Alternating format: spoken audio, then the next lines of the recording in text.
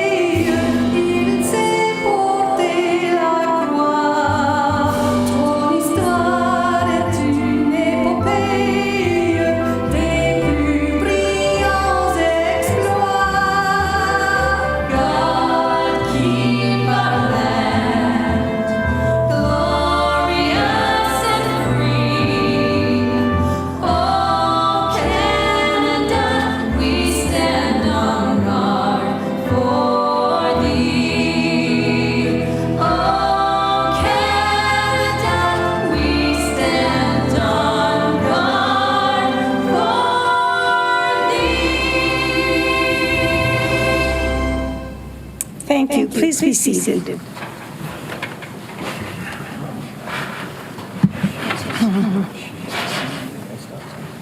I'll just take a few moments to read our safety notice, as we do have some guests in the audience this evening.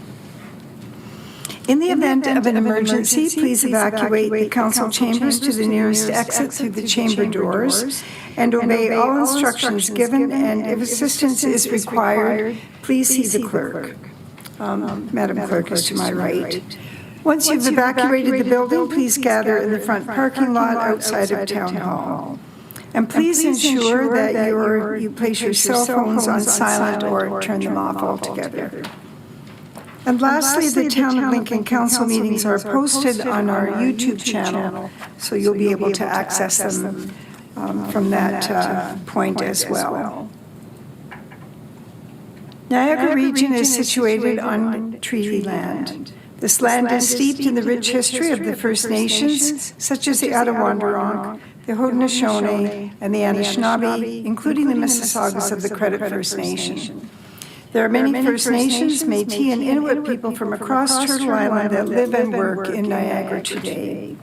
The regional municipality of Niagara and the Town of Lincoln stands with all Indigenous people, past and present, in promoting the wise stewardship of the lands on which we live. All members of Council are in attendance this evening. And we also have a senior staff attending in person and remotely to speak in their area of expertise. Do members have any additions or amendments to the order of the agenda? I have an addition to add to the agenda regarding to the Committee of the Whole, Chair, Vice Chair appointment process, as you will see in 16.1. And I recognize Councilor Russell. Go ahead, Councilor. Thank you, Madam Mayor. It's a motion. Just to amend and move item 11 down further in the order so that we can take care of the planning items earlier. Okay. Madam Clerk, you mentioned 16.3 and 16.4, and you want them to come up under number 10, is that correct? Okay, is that where you're getting at, Councilor? Yes. Perfect, thank you very much.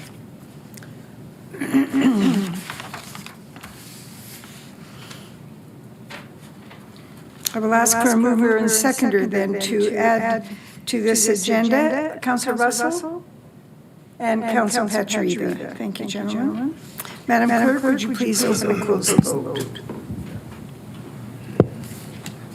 And that is to amend the order of the agenda to add the two planning items under Section 10 and we'll move those up for discussion. The other motion that we will need to add is your motion for this evening as well. So, and I'll just ask council for a show of hands, please, to get that onto the agenda and to amend the order. Thank you. That carries. All right. Madam Clerk, could we just check the order? Which one are you going to deal with first? We are going to deal with, let me just bear with me here for 1 second.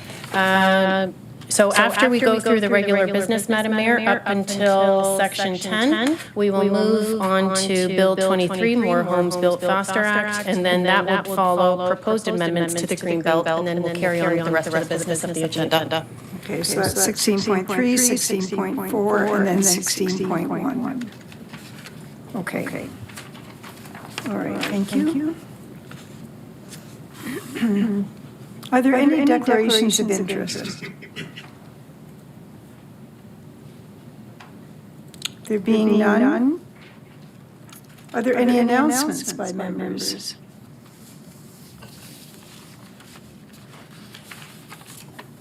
There being none, I do have one item that I would like to include at this time because I feel that it's appropriate to bring it forward before we get into the body of our agenda. Councillors, you'll recall that over the last couple of weeks, we've had some education sessions to bring us up to date on a number of matters in terms of the operations and policies of the municipality. And included in that was a discussion with our legal team and also the Integrity Commissioner. And I want to say at the very beginning of this term of council, that and reinforce that any councillor who impugns the reputation or professional integrity of staff will be, as the Integrity Commissioner pointed out, in a situation that is never ideal. In general, and I wish to be very general, I want to acknowledge and apologize for those occasions in the past and state the obvious that whether in the chair or as a member, we must act to stop any comments that are inappropriate in the moment. And so we have failed to do this, and we must ensure that this is corrected. So on behalf of all of council, I want to express my apology to all staff who were in attendance when this has occasioned in the past. And I want to commit to you that we understand our responsibilities as a council. We must do better in this regard, and we will do better. And I hope that you are able to see beyond what has happened and understand and accept that we will do better in the future. Thank you very much. We'll move on now to Number 8, which is proclamations, and we have no proclamations this evening. We have no recognition and achievements this evening, and we have no delegations and presentations. We'll move on then to item 11, which is the motion to consider confidential matters, and I just have to check here. It's item 11 on the agenda. Pursuant to the Municipal Act 2001. Just a moment. This is where we made all the changes. Oh, okay. I've gone too far. Okay. All right. Yeah, I get it. I'm sorry. Just give me a moment. I just have to go back here. See where I want to be. Okay, so we're going to go then to item 16.3, which is on the original agenda. The first item is going to be Bill 23, More Homes Built Faster Act 2022, AD-17-22. It's under item 16 on the agenda. So, Mr. CAO, what is your wish in terms of this report being presented? Through you, Madam Mayor, we do have an associated PowerPoint presentation that Director Bruder is going to take members of council and the public. That's great. Thanks very much, Mr. Bruder.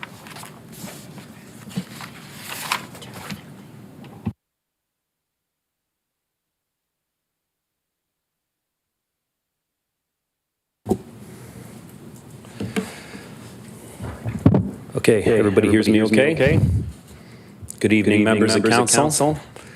Some of this presentation is going to be a little bit of some rehashing of some of the things that we've previously talked about. I know this has been a topic of conversation for all of us for a while now. A lot of changes being proposed to a bunch of different pieces of legislation that are associated with the development process and some of the other related items. So I wanted to take you through some of these. It's important also to note that things are constantly, they seem to be in motion. Different things being put in place and enabled at certain times, others waiting for proclamation at a later date. We'll try to go through some of that as well. But this continues to evolve, so we will go through the latest and greatest. If I can. Which one do I press? Yeah, it's not working.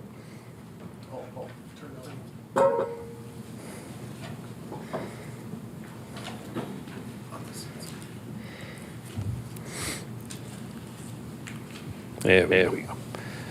So just to rehash a bit of the background, so on October 25th, the province first introduced this bill, the Bill 2020 More Homes Built Faster Act.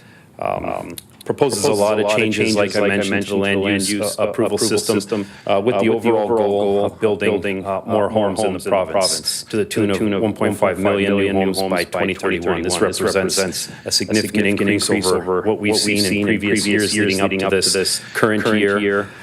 So there is a lot of bold pieces of this that have been brought forward. Just recently, royal assent what did occur on November 28th.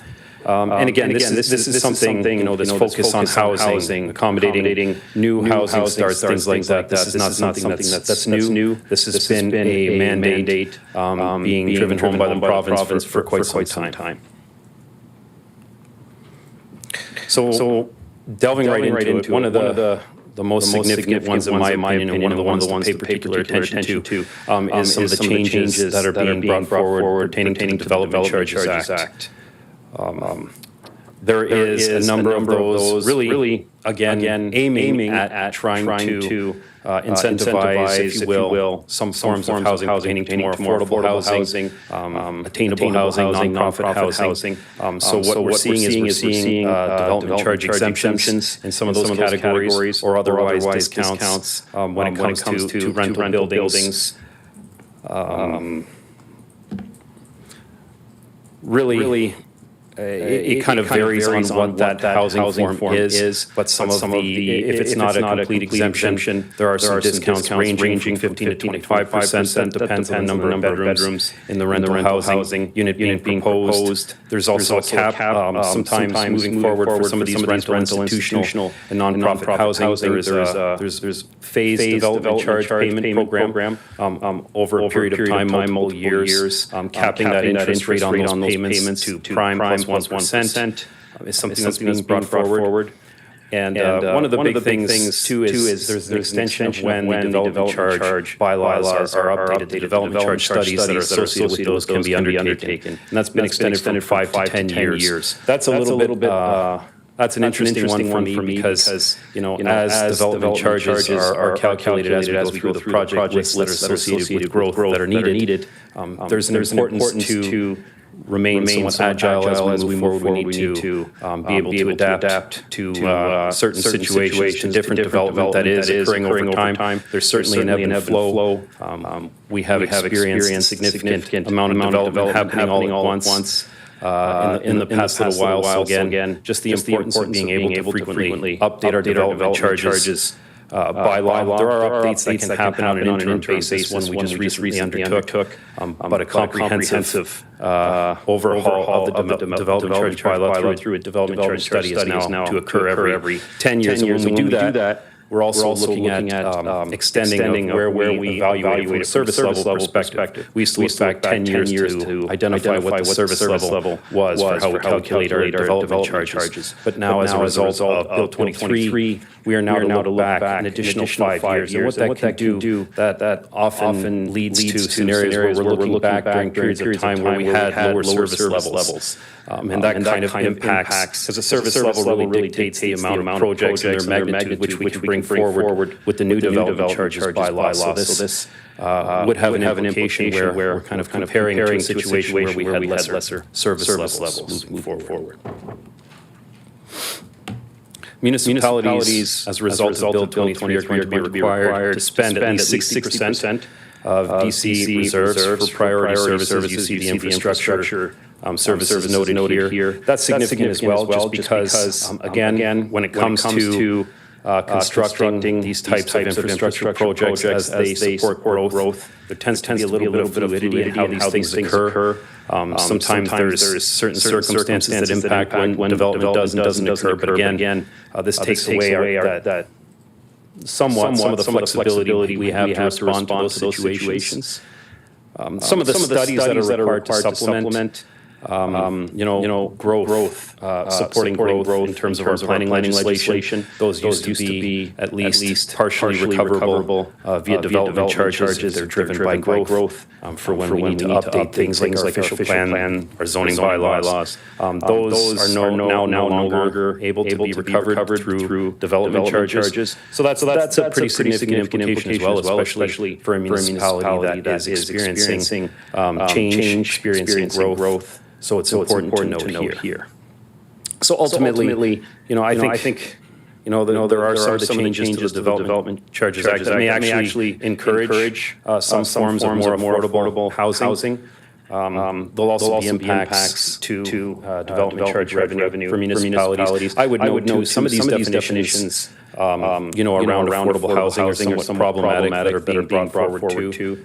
The definition of affordable housing, for example, as it pertains to Bill 23, is 80% of the average purchase price. So, I think the argument is pretty clear in terms of whether or not that's affordable. Same goes for rental housing. It's 80% of the average rental going rate. So again, I think that could be an issue moving forward, and again, leading potential implications from a development charge funding standpoint.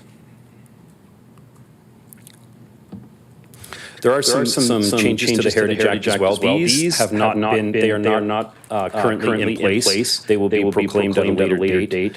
But they really impact how we go about protecting, identifying, protecting, and then preserving our heritage properties, identifying which ones are eligible or we feel should move forth in the designation process. There's going to be some limiting tools in that regard. Currently, we have 247 non-designated properties on our list. What that really means is those properties we've identified as potentially having some form of heritage value or interest, and we're reserving the right, should they ever come forward for an application to demolish, we have some time to evaluate them and confirm whether or not they should be a designated property. So that's important to note for this slide here, which kind of it makes it really difficult to go through that process of considering those because it essentially now incorporates a timeline on us to evaluate those properties, irrespective if they're going to be demolished or not. Any non-designated property on our heritage inventory list. Now we have to consider for 2 years, that's as long as it can remain on the register. If we don't move forward with any type of designation in that 2-year time frame, then it's no longer on that list, on that register. So there's not that same protection if a demolition application does come forward, and it can't be put back on that list for 5 years after. Again, this hasn't been implemented yet, but I would anticipate, probably at some point early in the year, we could see a proclamation of this specific aspect of Bill 23. So very significant from a heritage preservation standpoint. Again, there's also some changes being brought forward for how we evaluate heritage conservation districts that will have a significant impact on the study that we are currently undertaking for the King Street corridor in the Beamsville urban area. But again, haven't received any details in terms of what those different criteria are going to be. So we're waiting for more information, and that's yet another reason why this isn't implemented yet. So on the land tribunal, there's a couple interesting pieces to this that were brought forward. Initially, talking about minimizing the appeal potential for interested members of the public. And you know, what an interested person means. Initially, there wasn't going to be any more appeal opportunity for members of the public for official plans, zoning bylaw amendments, things like that. That's since been walked back, but there remains no appeal option for the public on things like minor variances and consents. There's also limitation now, and I'll get into a little bit more why, but later, but with the Regional Niagara Conservation Authority, their role in the planning application process is being reduced through Bill 23, so their ability to appeal is also impacted. They're not able to appeal planning applications any longer.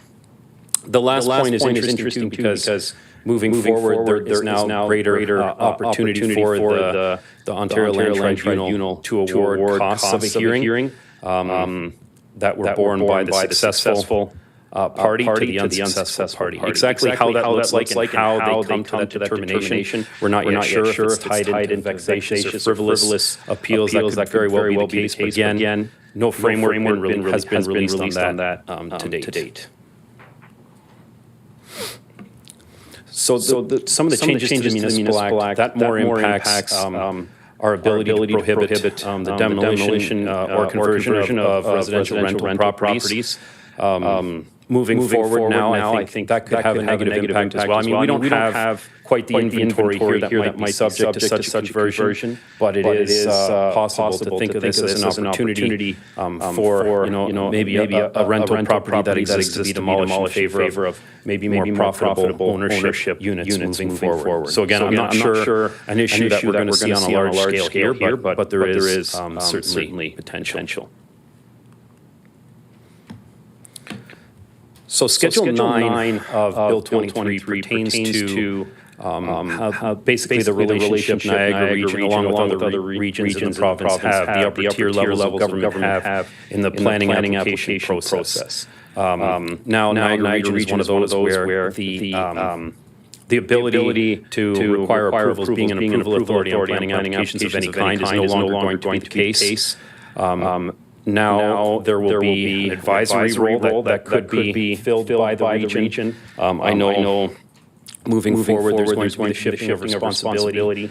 Even part of the regional official plans that you know, they're related to the lower tier municipalities. The lower tier municipalities is going to have to incorporate that. So it's going to be kind of a dissolving, if you will, of regional planning inclusion in the development application process.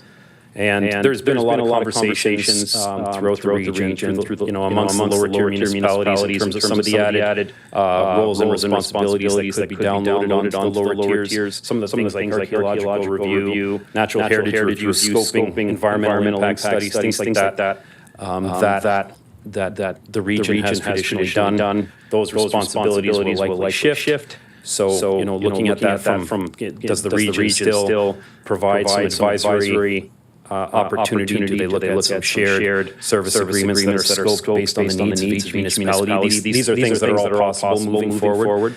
But one thing that's made very clear is that role will be advisory in nature. The services that the region provides to the municipality. Along that same vein, it's not included in here, but it's worth mentioning at this point too, just from the perspective of the Conservation Authorities Act, similar downgrading of responsibility, the whole development approval or development permit process that could go along with development approvals is no longer going to be required by the Conservation Authority. They still will be able to provide comments on things like flood hazards and erosion, things like that. But again, the development permit system and the mechanism by which they're more directly involved in the decision-making in the planning approval process has changed.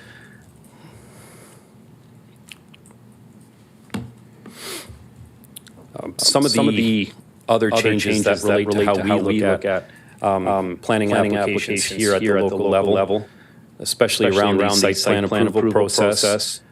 This one is of particular interest to me as well, just because, you know, we've been going through a very high level of site plan applications in the past couple of years. And as you all know, some of the big considerations is, we're trying to mitigate some of the impacts of density that's brought forward by the province, some of the things that the province has been mandating, and we try to mitigate that through built-form design. We do it through landscaping, we do it through a bunch of significant design considerations that we undertake during the site plan approval process. And now, one of the changes with Bill 23 is we're not going to be able to do that to the same extent.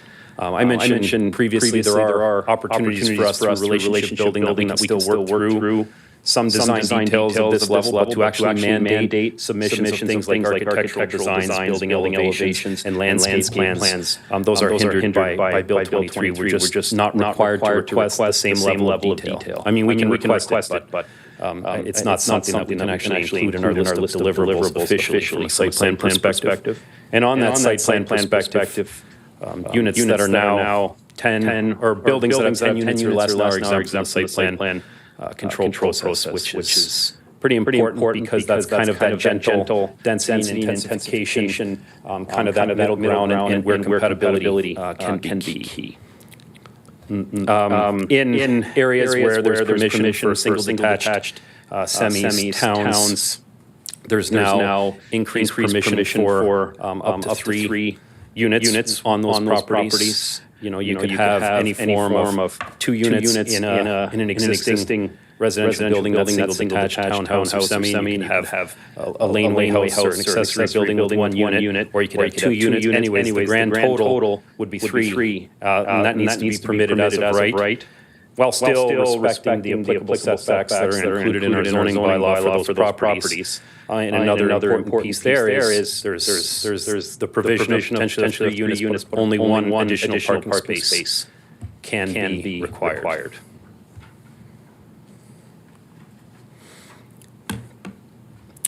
So similar to the development charge changes, there's also changes to parkland dedication, exempting certain forms of housing from the parkland dedication requirements.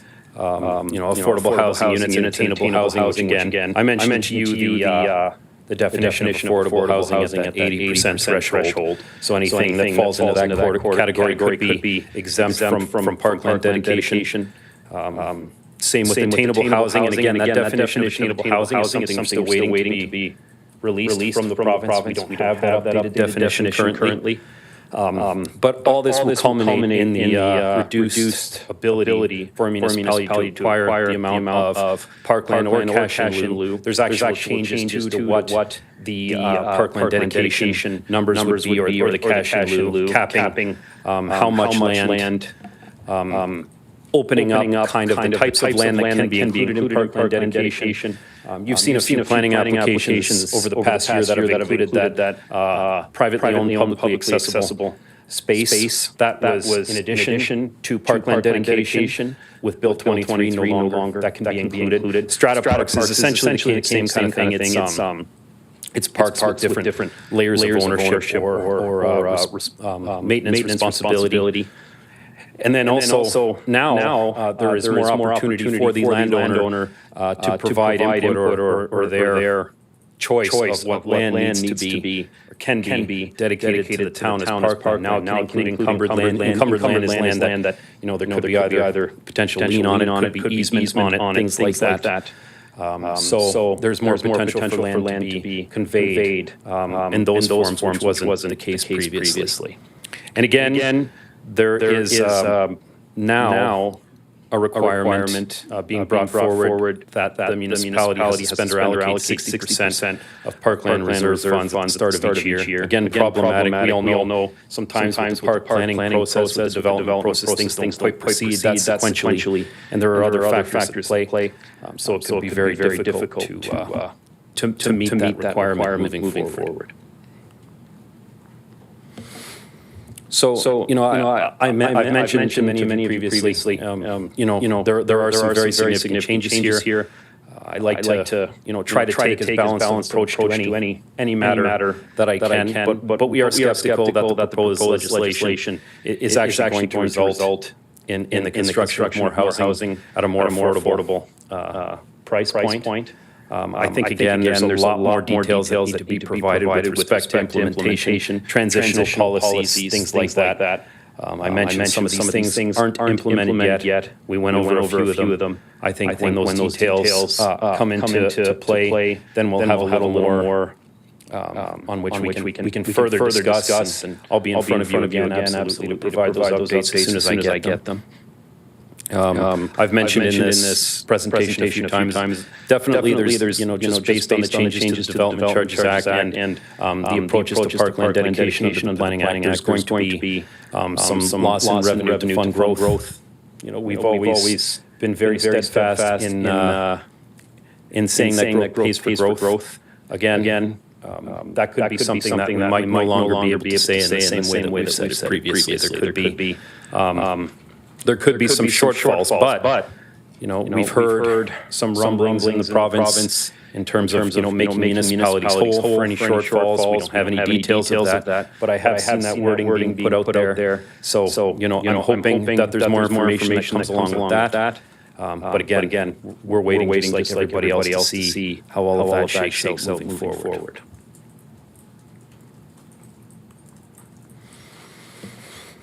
So one of the other things when we talk about some of the changes that are proposed, they're not yet proclaimed, but proposed in terms of how the upper tier is involved in the planning application process, some of which, having more autonomy to make locally based decisions can be a good thing. We're at the ground level. We are the ones that are working with our residents, with the local developers. We're working on specific properties here that we know a lot about, being directly involved and invested in this municipality. But there are also other factors that play over the larger region in terms of how we plan strategically for future infrastructure needs, how allocations are provided, growth management implications, things like that. And those are the things where the region actually has provided some good service and at least that higher level of coordination. So again, moving forward, that's going to be something to pay attention to as well as how we continue to do that and make sure that all the municipalities within the region continue to work collaboratively. There we go. So I mentioned that we've already been speaking amongst ourselves, the lower tier municipalities, a lot of the CAOs, the department heads planning, just on how we move forward here. The maintaining our provision of services, how do we continue to coordinate and collaborate effectively. So I'm going to continue to report back on those things as new information becomes available. And we're still scoping the changes required to some of our planning documents. We just completed our update to our zoning bylaw. The region just completed their comprehensive official plan process. We were looking at updating our official plan accordingly. That's going to have to change further. We're going to have to quantify further changes again based on the fallout of 2023. So again, a lot more reporting to do, but just at a high level, I wanted to provide just an overview of what the latest and greatest changes are. So that is it. I'll welcome any questions. Thank you very much, Mr. Zuger, and thanks very much for the circulation between you and the CAO on.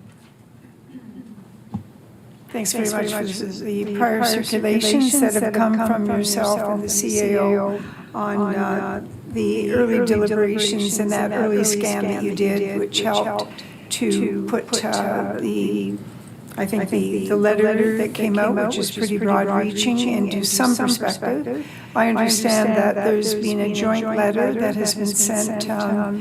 Were all municipalities in the region involved in that joint submission to the minister? Through your worship, there were a couple that weren't. They were able to submit correspondence on their own, but there was a bunch that requested that a joint kind of letter or set of comments be provided. We had insight into that, and we also, if you recall, we did submit staff comments to the province as well in advance of that standing committee meeting on the 17th, so we do both. Okay. Before I turn to the councillors for questions, I would appreciate it if you would separate out the discussion around the Greenbelt and Bill 23, because we're starting to see some overlap in the interpretations. And I went through all of these documents today. I saw quite a separation. They are two different issues, albeit issued at the same time. I think it's important for anybody watching. We have a number of people in the audience this evening. Could you speak to that just for a moment to put that in its proper place? Sure, Your Worship. So, yeah, I think, they are related in terms of they're both intended by the province to supplement the goal of building more housing quicker. Bill 23 really talks about the process-related matters, some of the funding and financial matters to get to that goal in terms of how we approach, all of those fees that are associated with development planning application fees, development charges, parkland dedication. And then once we get into the changes to the Greenbelt, that's more on ensuring that there's land available or unlocked to facilitate this further. So this is where there's actually direction, or there has been release of the lands, mostly, in the North Toronto area. There's some in Pickering, Ajax, Stouffville, Vaughan, all around there. That's to provide a swath of land for which all of the provisions in Bill 23 can be applied to create a quicker housing project in those lands. So really, the Greenbelt changes is about the land and providing more of it for residential development, whereas Bill 23 is dealing with some of the process-related and financial aspects of the development planning process as it pertains to residential growth. Does that clarify? Yeah, I think it does. It's there, but it isn't quite there, so we need to make sure that we maintain our position, because our position on Greenbelt and our watersheds and wetlands is pretty strong. Mr. CEO, before we pull in the councillors who are lining up, do you have any comments to the report? Through you, Madam Mayor, maybe an additional comment to make. Lincoln is not touched as a result of the Greenbelt. There were some additional growth allocations that were provided to St. Catharines and Niagara Falls as per the legislation that was introduced. But as it relates to Greenbelt specifically, just wanted to highlight that within the context of Lincoln, nothing was added and nothing was touched, again, at this particular point in time. I think Mr. Bruder did a great job summarizing where the government is in terms of these passages. And while I think we all can agree it's probably a laudable goal to increase affordable housing, I think the concerns that staff have that were identified here, and we are going to see maybe some council direction towards the end of this meeting. We have some concerns and definitely concerns around funding. The DC element of it, I think, is going to be something critical that we're going to have to come back to you on. And while the government says they're going to make municipalities whole, what that means, I think none of us have any idea. And the erosion of roles and responsibilities that the NPCA plays is also a concern that both Mr. Bruder and I, at our respective tables when we've been meeting on a weekly basis, have highlighted as well. So definitely open a council question in any particular motion or direction that may come out of it.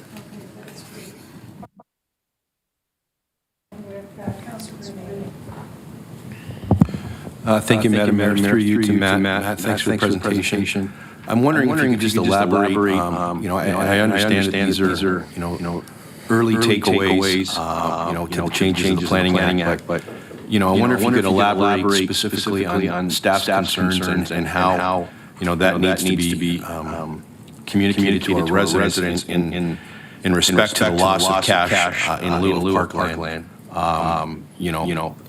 Obviously, we've done a Parks Master Plan, which indicated we have a deficit of park and green space. So this is not going to help in that area. We have residents not pushing back on development, but always asking, are we providing the amount of green space and the amount of parkland when a new development goes in, especially in the adjoining community. So I'm just, there's a lot here, in terms of the cash in payment being frozen for 2 years, and just the reduction in the amount of park land that the municipality can acquire during that development process. So I'm wondering if you speak to the concerns that staff is speaking about in SNT and how we communicate that to our citizens, our residents.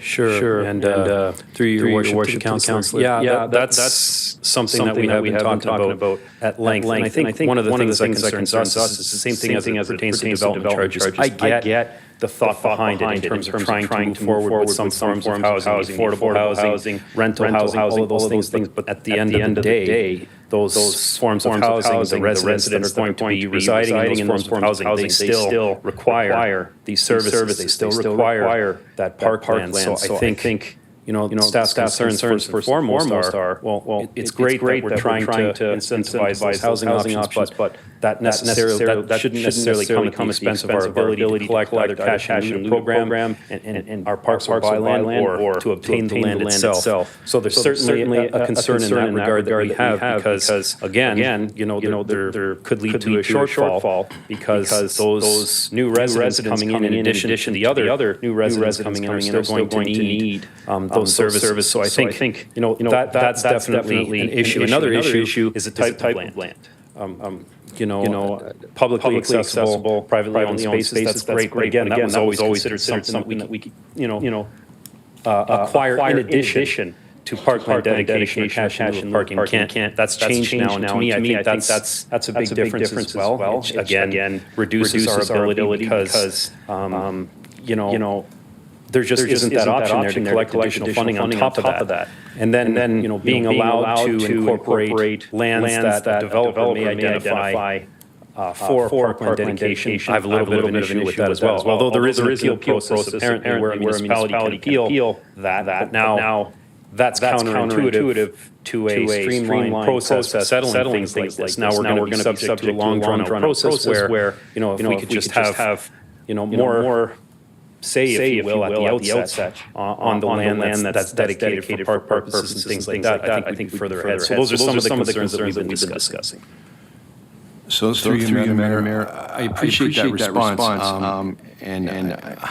I guess I'm still struggling with, the message that we're sending to our residents. I mean, I've had a number of people, and again, I realize this is early, but there are many people, very concerned and saying, when are you going to be our voice? When are you going to speak, to the concerns that we have? So through you, Madam Mayor, maybe a question, through you to the CEO. I'm under the understanding that soon, I understand it's our first council meeting, but that a letter will be sent. And so, I appreciate your response, Director Bruder, but the message that we send to our residents in terms of, what the concerns are, of this council and this area when it comes to things like parkland and dedicated space. So, I'm hoping through you, Madam Mayor, that in whatever letter we shape and formulate, and there's something in that letter that indicates to the Minister of Municipal Affairs and Housing that, we have some concerns, and a lot of these concerns are in some of these areas that we are struggling to understand the reason and the implications. So I thank you. I think there's no question that we'll be able to assess the implications of the staff are well along. The staff are well along our way on the implications, but I don't know whether the justification or the reasons why any of this is happening.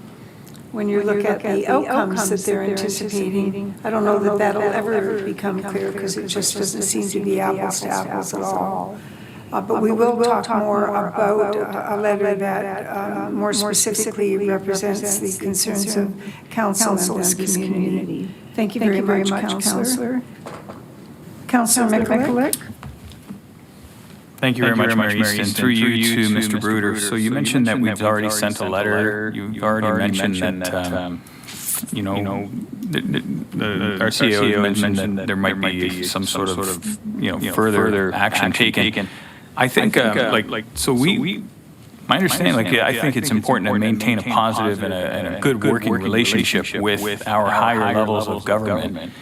Have we ever received feedback, or have we ever received a response to that letter in November 17th? Should we expect one? Should any municipality expect one? Either regional, municipal. What are we hoping to do with that letter? That people protesting, what would be different? Through your worship.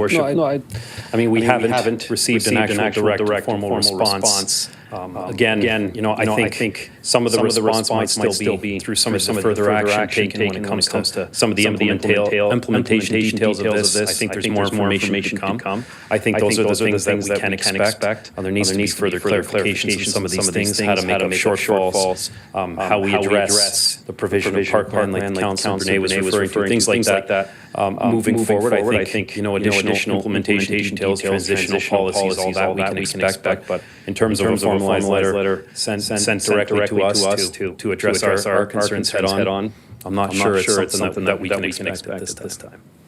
Thank you. And I'm not saying that we shouldn't. I'm just saying that I really hope we're being heard as a municipality, as a region, and as a province, you know, a lower tier. I'm really hoping that we're being heard with all this. And if I may, a second question, Madam Mayor, through you too. So the province has expectations on our municipality to fulfill population growth. If we're not having the funding for these infrastructure projects, how is the province expecting us to provide the infrastructure to create new development? Ultimately, it's in the hands of council to make decisions on spending the public funds to whichever way we choose as a municipality. How is the province, is there any concern on the province and the councils in the municipalities to direct funds towards infrastructure projects? Through your worship, I think that's an excellent question. I think that's something, you know, when we talk growth targets, you know, we went through this over the past year in terms of how they're allocated. They come down from the province through their growth plan to the upper tier, and then the upper tier municipality, in our case, Niagara region, manages growth allocations based on all of our input. That was all done. From an infrastructure funding perspective, that's exactly where, you know, we see the need. There's going to likely be a shortfall, at least at times. It's going to have to be made up. So this conversation around making municipalities whole, I would suspect, you know, and again, I'm just presupposing here, but you know, municipalities that are working towards their growth targets, or at least looking to strategically plan for those targets moving forward. Those are the ones, I think, if there was going to be some type of makeup for the shortfall, that's where funds you could see would be directed moving forward. But I would also, you know, again, like to hope that the province has foreseen some of this stuff, knowing already where the growth is being allocated from a regional perspective. So, you know, I think, again, more information to come on that, but presupposing, I would think that's how it might work moving forward. And I think that's what's important, that the province is aware, that council, we can say no to those sorts of high expense, say, water treatment plants, wastewater plants, you know, water supply, sewer supply. If we were to say no to spending that money, then that might have an impact on our working relationship with regards to accommodating growth. So those are my two comments right now. Thank you. Thank you very much, Councillor. Mr. CAO, you and Mr. Bruder don't always attend the same meetings, so I'd like you to weigh in on your exposure, your experience, if you will. Through you, Madam Mayor, in this particular case, both Matt and I have been at most of the same meetings as the groups are finding themselves aligning on this particular case. I can tell you, I think, to the previous question from Councillor Brunei, this legislation is going to change significantly how we do land use and planning in this particular province. It will be very different. How we engage will be different. The finances behind development charges will be very different. And so I think in terms of making sure the public is aware of what's going on, I think some of those statements need to be made and definitely need to be clarified. We don't know everything in terms of what's happening right now, other than I think it's thrown the industry in a lot of ways upside down. Now I'll say that municipalities are going to forego monies. There still is going to be development charges. There's still going to be development charge studies that happen on a regular basis. Within those, what we can collect monies for definitely is going to change, which means we're going to be collecting less money than maybe we would have had the policy remained the same. We'll increase, but not by exponentially the same amount of money in which we probably would have expected it. So things like studies, things around parks, things around affordable housing, things in the past that we would have collected monies for. Currently, the legislation says we will not be collecting money for those typical things. I think what we want in terms of whatever advocacy we do, and I think it's important that we do start an advocacy campaign, like a number of other municipalities, is to start talking about the monies that we're going to forego in terms of revenue, and what is the compensatory, I think, programs and things that need to be in place for us to invest in some, what I'm going to call some of the soft services. A lot of the things like pipes in the ground aren't going to be touched. Those things are going to find their way into our future plans, into our future DC studies. It is those other soft services around parks, green space, that I think when we look at as a corporate leadership team, we've got some concerns for. It is those things that I think are going to become more limited, and they are going to require us to find more partnerships and be more creative and be more strategic in terms of funding them long-term, because we will not have the same amount of money. So we are preparing a letter. There's two letters. I think Mr. Bruder spoke to you about the one that had a very tight turnaround. The province issued some legislation. Collectively, Niagara Region planners and CAOs got together, said we at least need to share our perspective on this and our concerns. That was kind of turned around, I would say, Matt, probably a couple of days and sent in, because there were some official engagement opportunities that the province was holding in Markham, and I believe in Brampton at the time. I don't anticipate, like Matt said, that we're going to get any feedback or any response from the government on that. I think what we're talking about this evening is some direction for us to write a letter specific to Lincoln and what Lincoln has done, both to meet those growth targets, but what some of our concerns are as it relates to parkland, as it relates to development charges, as it relates to investing in that social infrastructure. So look forward to answering more questions. And again, if there's some direction, I think the weight of that direction behind a letter that we draft collectively between Mr. Bruder, the mayor, and myself on behalf of council is probably what we're hoping to get from council this evening. Thank you, Madam Mayor. Thanks very much, Mr. CAO. Councilor Mikulik, in terms of answering your question or responding to your question, you're satisfied? Thank you very much. We'll move on now to Councilor Reimer. Thank you, Mayor Easton. Thanks, Matt, for the report. Again, more questions probably than there are answers, but I will ask about the Conservation Authority, the NPCA. From what you've read or what you've reviewed, Matt, what is the what happens to those policies? Like, are they who is there? Do they become redundant? Who enforces them? And is, I guess, the roundabout way coming back, tying in a little bit what Councilor Renee was saying, are we going to have staff on staff here to enforce those policies? Through your worship, good question, Councillor. So these policies as they exist, that's some of them rolling into our own official plan and other planning documents that I can foresee. However, as they change over time, which they often do, there's more onus on us to make sure that they're updated accordingly. Again, we can look to a conservation authority in an advisory role, but ultimately, the actual maintenance and implementation of those policies, some of the review of the deliverables that come back in association with those policies are things that will likely fall under our responsibility moving forward.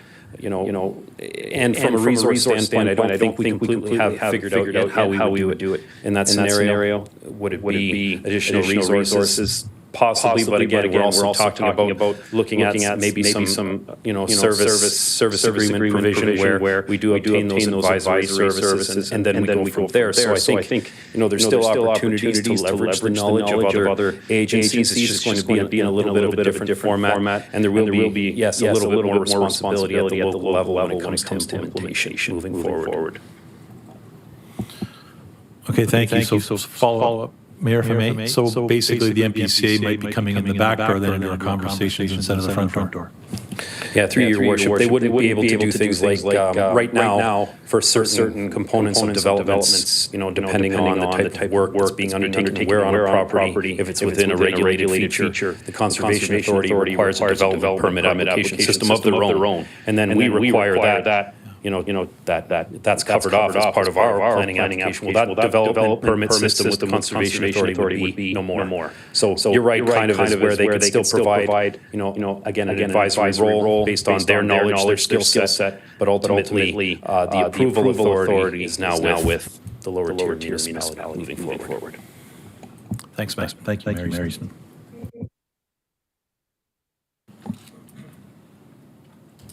We'll move on to Councillor Njima.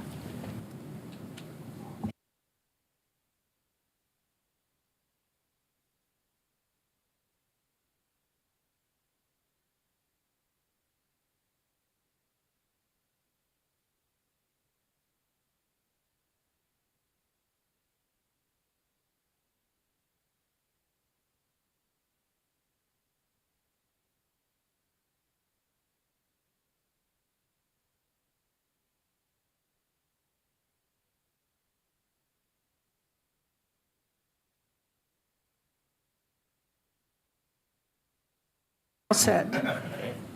You can't be too quick with your, you can't be too quick with your finger, Councillor Njima. And I can never get this to work. I have to press really hard. All right. Go ahead. Thank you.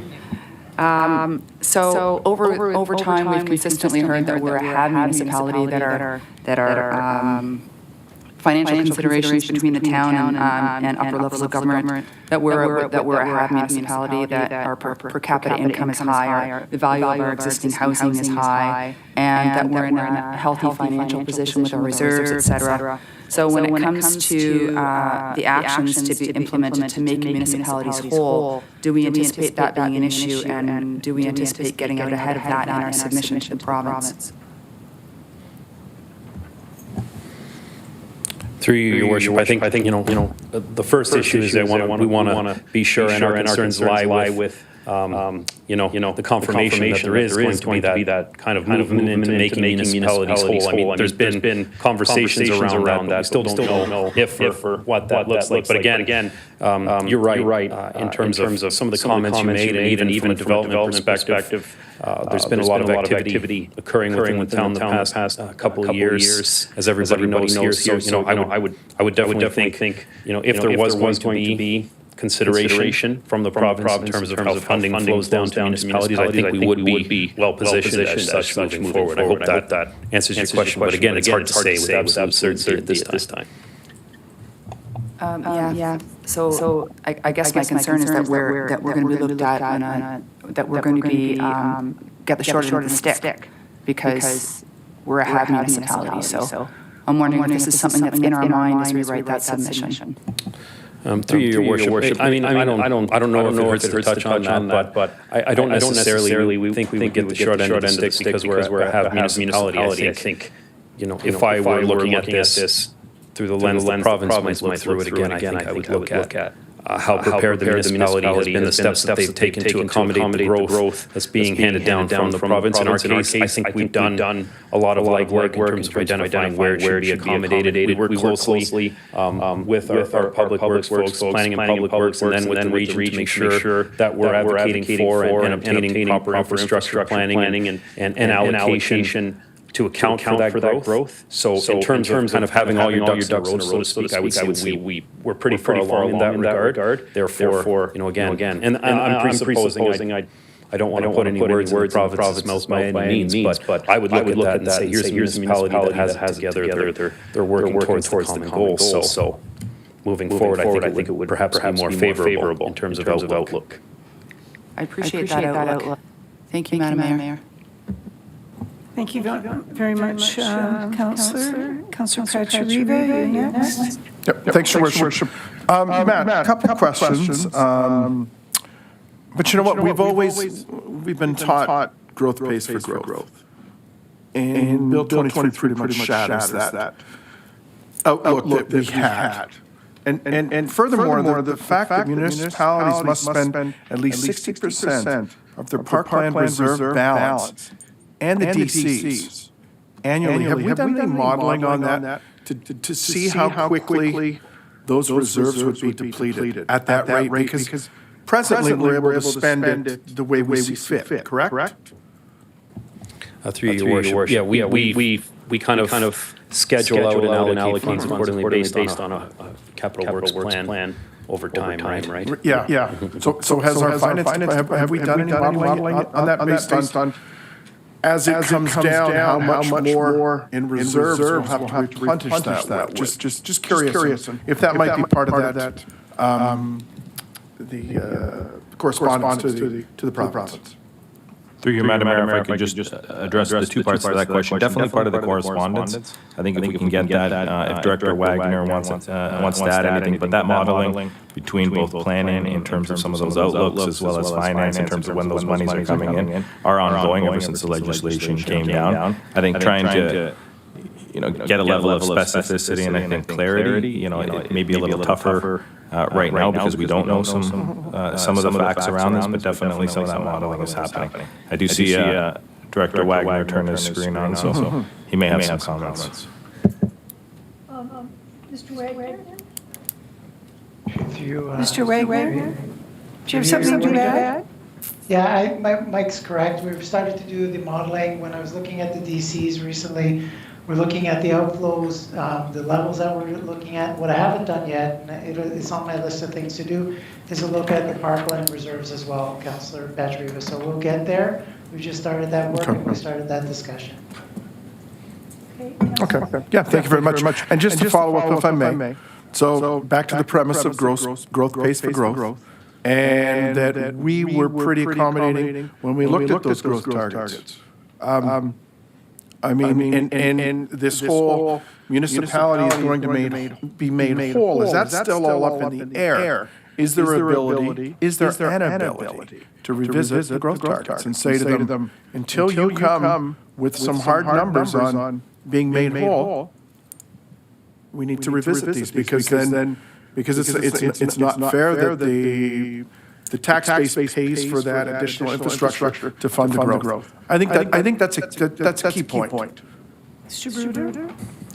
Through your worship, I think definitely a good point. So that's not lost on me at all. When we look at how planning functions here in the province, typically it comes from a top-down approach where the province is setting, and we've been through this many times. I'm probably, sending a lot of redundant messages here, but that's typically how it goes. So, I think it's laudable and perhaps something worthwhile mentioning that, hey, these growth targets, they're going along with it comes, there is a cost component to making sure we keep up with it from an infrastructure component. Definitely a good point, but to, say we need to revisit them because we might not be able to make a shortfall. I get where you're coming from. I personally, I'm not sure that's going to be the type of approach that's going to really get the province's attention in terms of trying to ensure that we get that additional funding to make us whole. Again, this is all contingent on that actually going forward and how it gets rolled out, which we have no confirmation of any kind. Yeah, but again, going back to what I was saying earlier, I think some of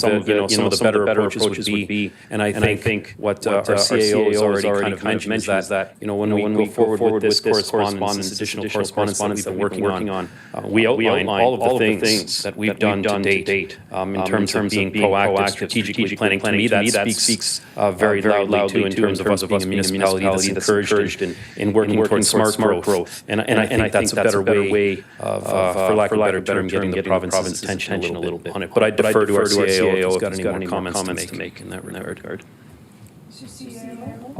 Through you, Madam Mayor, I really don't know what to say, Councillor. I hear you loud and clear. Same concern we're expressing. I think if there's any levers that we can definitely pull at or encourage, that will be one of them. I don't think threatening or withholding growth numbers is going to work with the province. They do have a much larger stick. But I think clearly identifying that Lincoln is willing and has been, I think as Councillor Rujima highlighted, working with the province, working with the region, working within the targets we've been given. And as a result, we should be looked at favorably when infrastructure projects and infrastructure monies are distributed, is something that we're going to make a strong case for, both to our local MPP, who we've already begun to have conversations with, and beyond that to other provincial ministries. Thank you very much.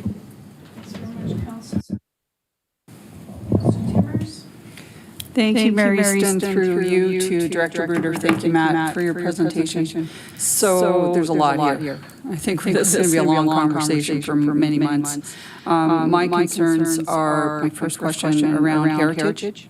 We're kind of under gun now. We've got all these houses, all these properties sitting on the registry.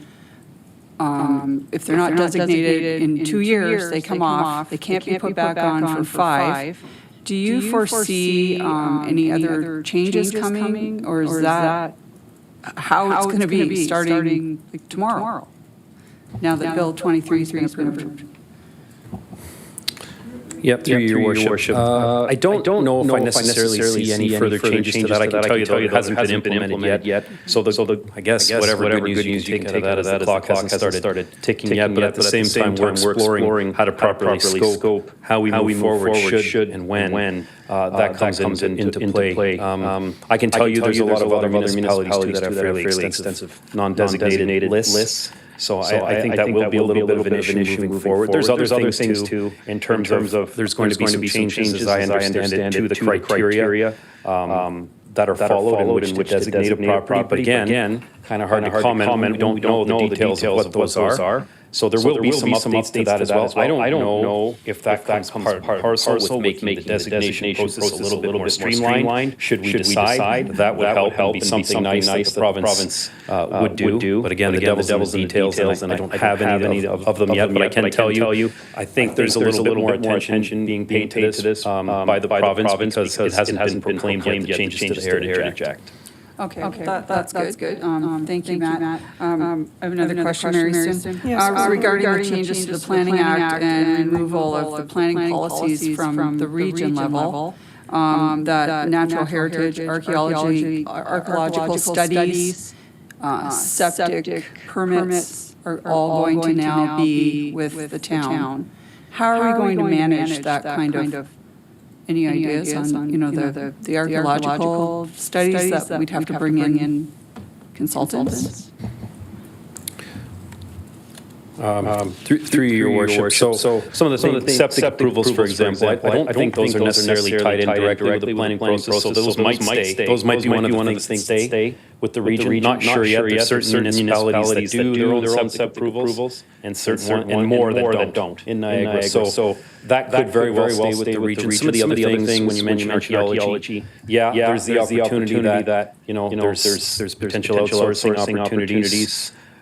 You have to have qualified personnel reviewing these things. But really, what it often is, the developer hires an archaeologist. They go and do the stage 1 and 2 archaeological assessment, and then that gets submitted to the province for acceptance in the archaeological register.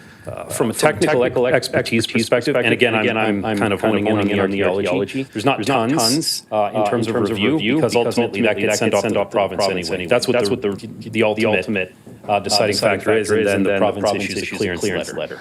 Where there is some expertise required sometimes is when you actually scope out the level of archaeological assessment needed at the earlier stages of development. There's criteria, though, in the standards and guidelines for consultant archaeologists, so I'm not as worried about that. The natural heritage one is of a little more importance to me. Because again, I can see that as something that gets a little resource heavy at times in terms of, like I was talking about Councillor Reimer, continually updating natural heritage policies. There's often map changes that happen as a result of development applications or simple changing of criteria for evaluating certain things. Buffer distances change as a result of this whole thing. Buffer distances to things like wetlands, provincially significant wetlands are changing. They're low, they're reducing. So to have the ability to stay on top of that, again, maybe you look at, there could be an outsourcing opportunity. There could be, again, we've talked very preliminary with some of the other lower tier municipalities that will have similar resource crunches, service agreement provision. Maybe there can be something where, it's a shared services of sorts, a model which we all draw from and achieve economies of scale with something like that. So there are solutions being sought, but again, a little bit more detail needs to be rolled out before we actually get there. Mary, say one more question. You kind of touched on it a little bit there. I was reading through all these documents, and I found it interesting that Niagara Escarpment Commission was not touched at all. Like no changes made to the NEC. And I'm just wondering, with the Conservation Authority are now going to be a commenting, not an approval, yet NEC is a standalone. Any indication that there will be any changes to NEC, or also any changes to the mapping? Because we know there are issues with the mapping, right? That's my final question. Yeah, through your worship. So everything that's been put forth to date from the province and Bill 23 on the Conservation Authorities Act on changes to the Greenbelt Plan, there's been absolutely no commentary at all on Niagara Escarpment Plan. Boundary changes. We worked with the region a little bit on some of the changes, probably like you're thinking of, some of these lands bisect yards of urban properties where they should follow the rear property line. There's been a little bit of collaboration on that, but not very much. They're so minor that they're not even really worth mentioning. They're all technical adjustments, and that's all I've seen to date. So it's been pretty quiet on that front. Thank you very much, Matt. Thank you, Mary Houston. Thank you, Councillor. We'll move on now to Councillor Russell. And while we're doing that, Councillor Mikulik, if you would kindly come out so that Councillor Murray could go up for the first time and then come right back in when she's done that. Great. Thank you very much. Councillor Russell. Thank you, Madam Mayor. Through you to Mr. Bruder. Obviously, again, the bill and the way it was implemented is disappointing. I'm going to go down the lines of what Councillor Pachariva asked. As far as the actual, again, it's been mentioned a couple of times about us being made whole or municipalities being made whole in some fashion. I've got concern about that, again, on maybe the flip side of what Councillor Pachariva was getting at. I've heard that, again, I think it was from AMO that threw a number out there that was $5 billion shortfall for municipalities. I can't remember what the term would be for that $5 billion, but for the government to make us whole with that $5 billion, they're just going to take it from the other pockets. Like the provincial taxpayers are going to end up paying for that. So I don't want, in our response back to the government, to think that this is good policy to take money from one side of the wallet and give it to the other. Like it may make the town and municipalities whole, but everybody else is going to lose because they're taking money away from developers or giving it to developers and taking it from taxpayers. So I want to make sure that in that response that there's we can't just think that that's acceptable. Like there's got to be some longer ramifications of how the actual funding of this is going to be considered. And I know that there's a lot of details still to be considered and still be brought forward, but hopefully there is some still ability to influence that. And that maybe that response and a collective response from municipalities across the board will be able to shift that a little bit. But I'm not sure if yourself or Director Wagner can comment on that $5 billion, if that's accurate, and is it just a sensationalized number that AMO brought out for headings? In black and white, Councillor, you're absolutely right. So, Mr. Wagner, Director, could you help us out here? Through you, Mary Easton, to Councillor Russell, I think it's a preliminary number. Knowing finance people, it's very conservative. Looking at the different types of hits, it really depends on your mix. I would probably say it's at the high end. Devil's in the details as such, but I don't think it's going to be that high, and I do agree with you that it is the one taxpayer that's going to be funding this, whether it's provincial coffer, federal coffer, or the municipal coffer. You're shifting the burden from one sector to the other. So I don't disagree with you. I do think the numbers are probably too preliminary to guess, because they wouldn't have got all inputs from all the different municipalities, all the regions and such to quantify that number. They're just ballparking it based on assumptions they have, and with all assumptions they can be challenged, but we are going to be impacted. To what quantum, I'm not fully 100% sure right now, and I would never state the number unequivocally without having assurances that it was right or close. And thank you for that, Director Wagner. Again, so hopefully when we do craft our response, we make note of that just to, again, make sure that it's outlined that it's not necessarily acceptable and that we need to make sure that we're cognizant of everybody, especially as we head into potentially a recession in the next few years. Thank you. Thanks very much, Mr. Wagner.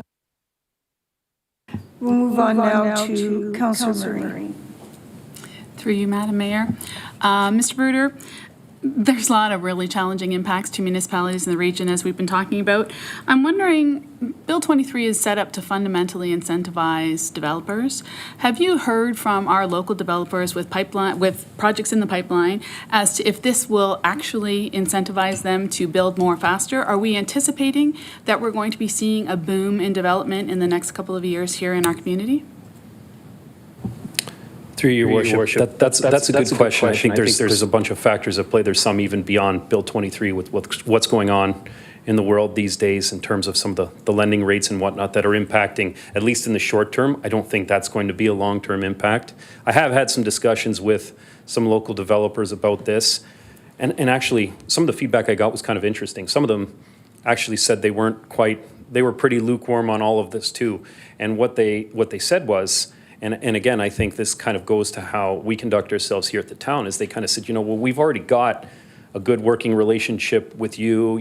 They said with the town, there is a willingness to work collaboratively. Wow.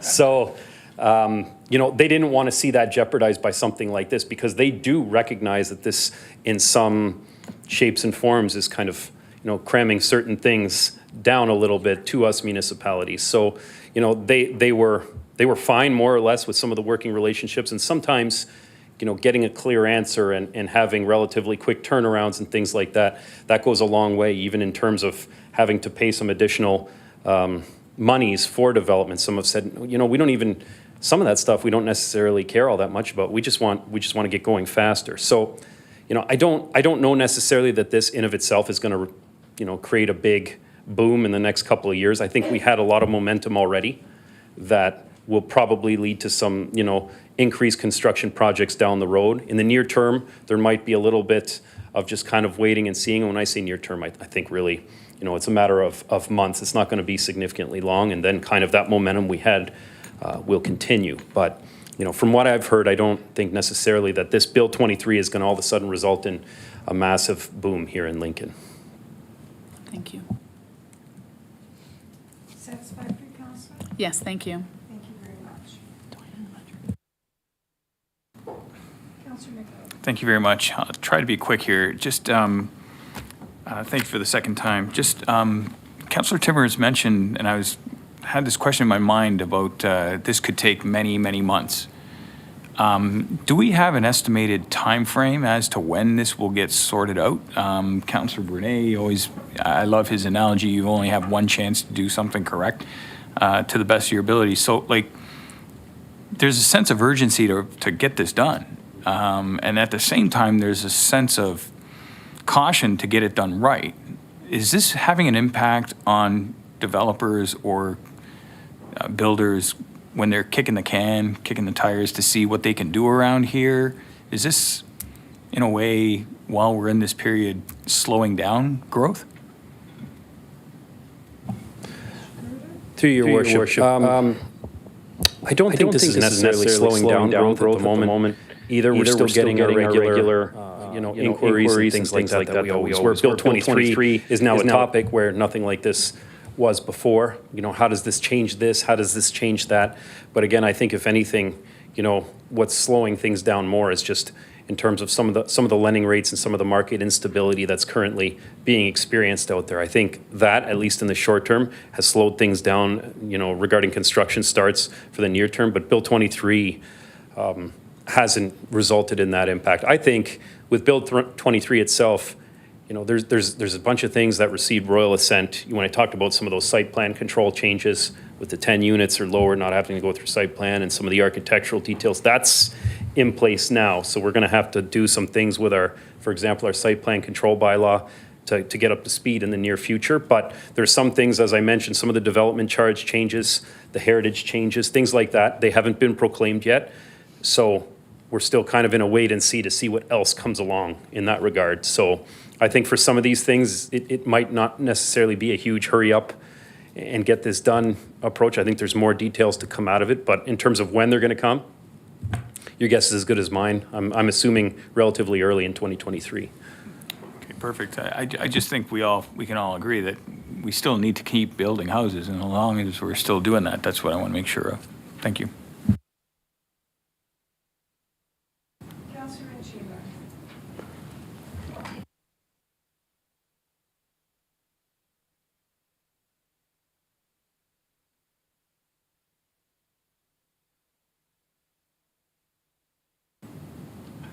There we go.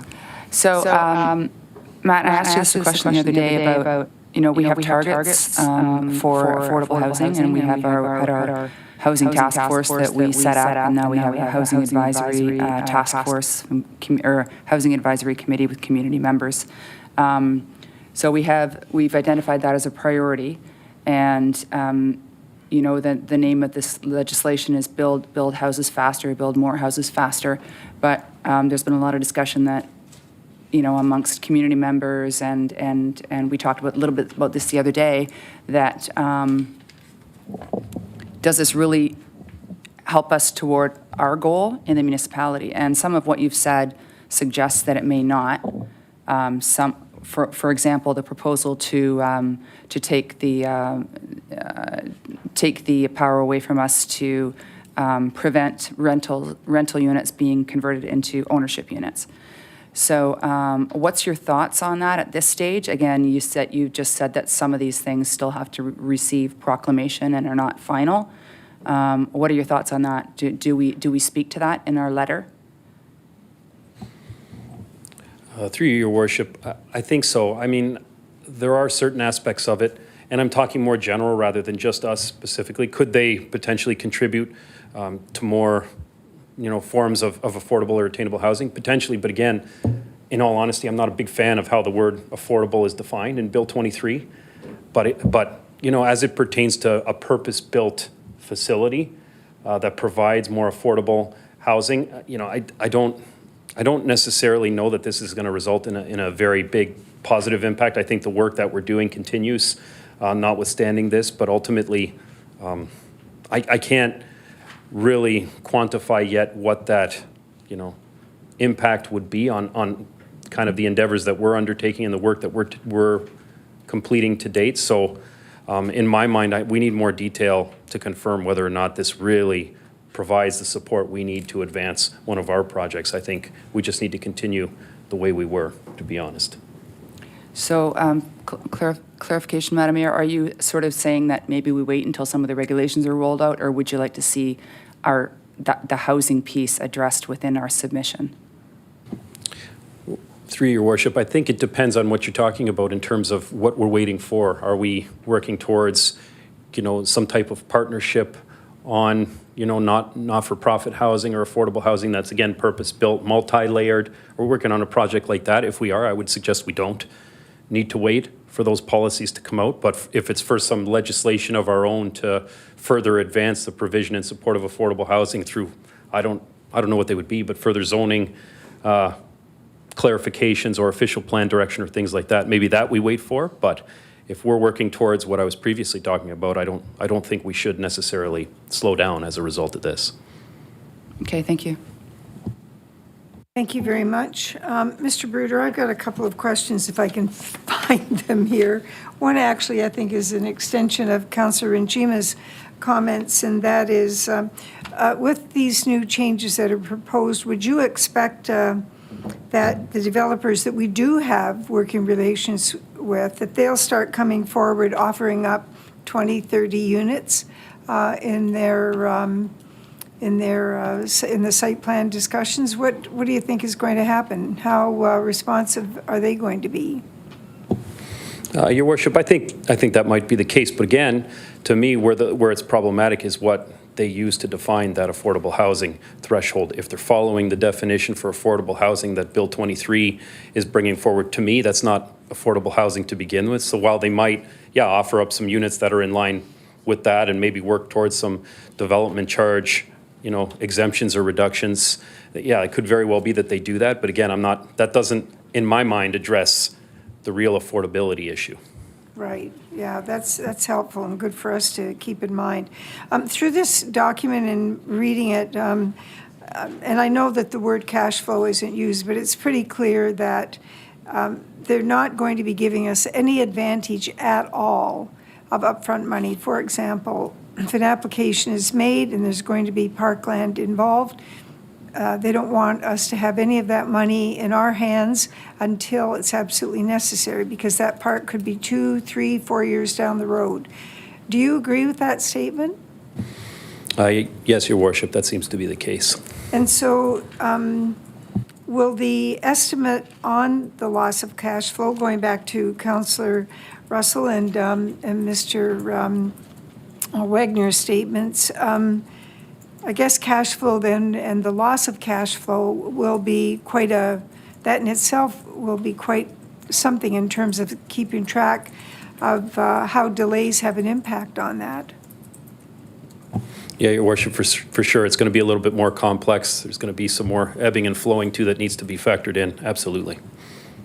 So in relation to the letter, because I've seen lots of reactions and I've seen a number of letters that different communities are writing, and municipalities are including a great deal of information about how they, the work that they have done in many different sectors that they're talking about here.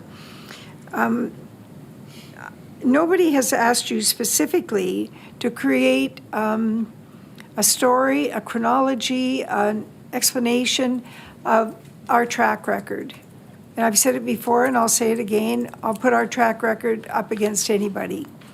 So in this letter, is there an opportunity for us to actually speak to the work that we have done, our compliance, which I think has been appropriate and necessary, the fact that we are heavily involved, both at a research level and operational level, in regards to addressing issues through the NPCA, watershed, and how can we put this together? It certainly isn't going to be a two-pager, but this is really the important part of who we are here in Lincoln. And we've said from the beginning, we are a center of excellence. We have not increased our boundaries. It is not our intention to do that. So how do we get this all across? I think you're right. You know, we probably won't hear a response, but do you think we need to take a very hard line in terms of those descriptors? Definitely, Your Worship, and I think where you're going is kind of where I had envisioned going anyways, in terms of providing that kind of summary. Here's all the proactive and strategic measures we've taken over time, and since we've really been, you know, there's been that, because this added focus on the provision of more housing options, again, it's not necessarily new, it's just really being brought to the forefront and pushed much harder with Bill 23. So, you know, I think we can certainly demonstrate how we've taken that direction over time, and we've been proactive in responding to that. And again, I'll work with our CAO to come up with appropriate, you know, ways of bringing that forward. I don't know exactly how we're going to do that yet, but I agree with your points absolutely that we should be bringing it forward. Okay, all right, that's good news. I don't see any more lights on, so Mr. Bruder, thank you very much. I just have to go back here and find my motion.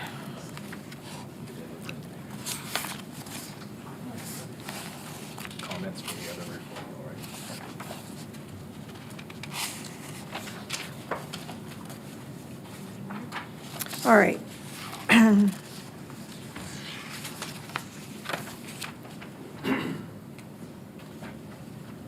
Okay, this is on, all right, we're now, we've now considered the report under item 16.3, which was AD-17-22, Bill 23, More Homes Built Faster Act 2022. You presented your report, Mr. Bruder. We've had questions. I have a motion moved by Councillor Brunet and seconded by Councillor Russell. Council received report AD-17-22 and staff presentation regarding the province's More Homes Built Faster Act 2022, an act to amend various statutes with respect to housing. I have heard some discussion around the table about an amendment. Councillor Brunet, have you been thinking about an amendment that you would put forward in regard to the presentation of the town's letter?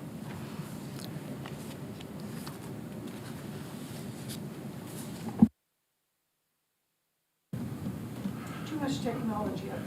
Yeah, through you, Madam Mayor. You know, I'm confident, you know, I know that staff has been working on this behind the scenes. I'm confident that staff is working on something and will be sharing that with us sooner than later. So I anticipate seeing a copy of that very soon. Thank you, Madam Mayor.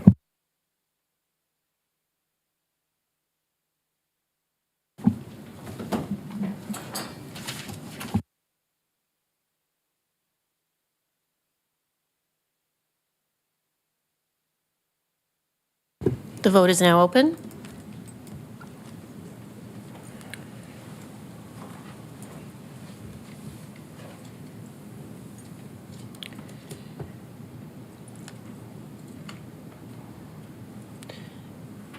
Councillor Rajima? I can't vote for some reason. It's doing an update or something. Okay. Are you in favor or opposed? In favor. Thank you. I'm now closing the vote, and that carries. Thank you.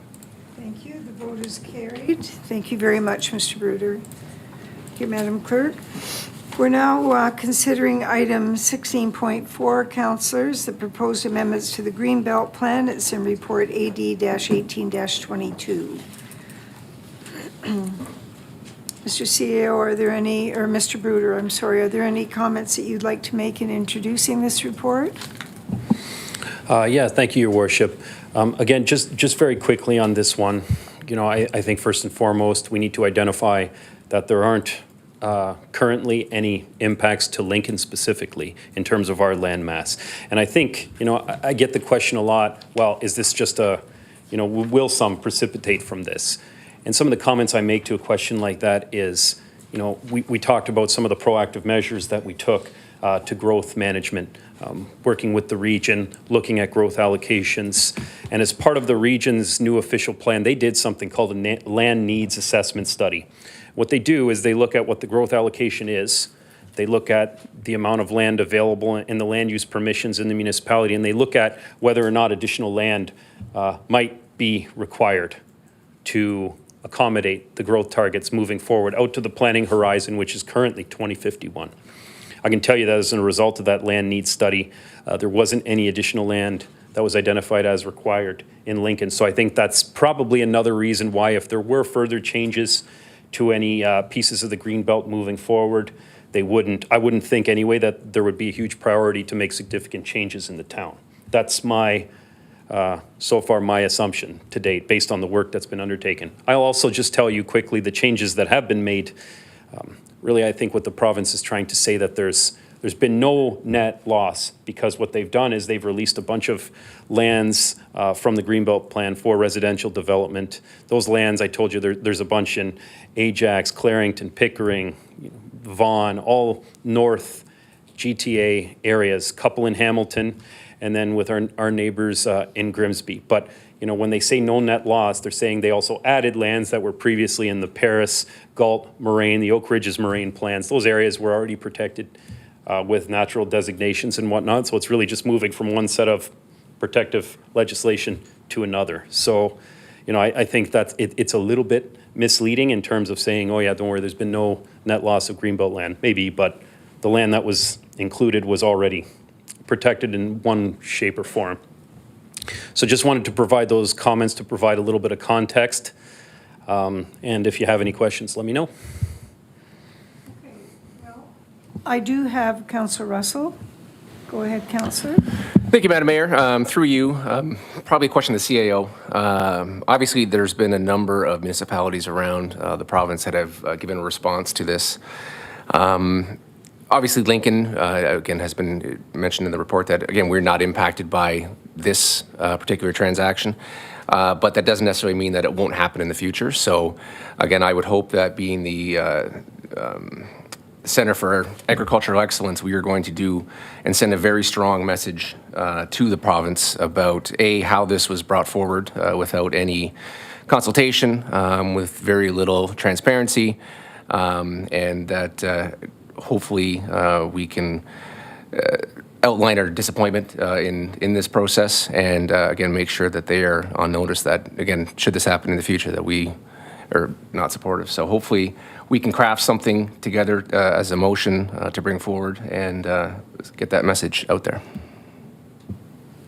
Thank you very much. Mr. CAO, please. Through you, Madam Mayor, to the councillor. Absolutely, councillor. And I think we've had previous positions that are similar, where we've engaged with the province, where we've highlighted that our community has a couple of areas. I think about the Beacon. I think about a couple of areas that were not ground truth when previous iterations of the Greenbelt occurred, that we would like out, but that we really want to keep our boundaries as they are. We are a Center for Agricultural Excellence.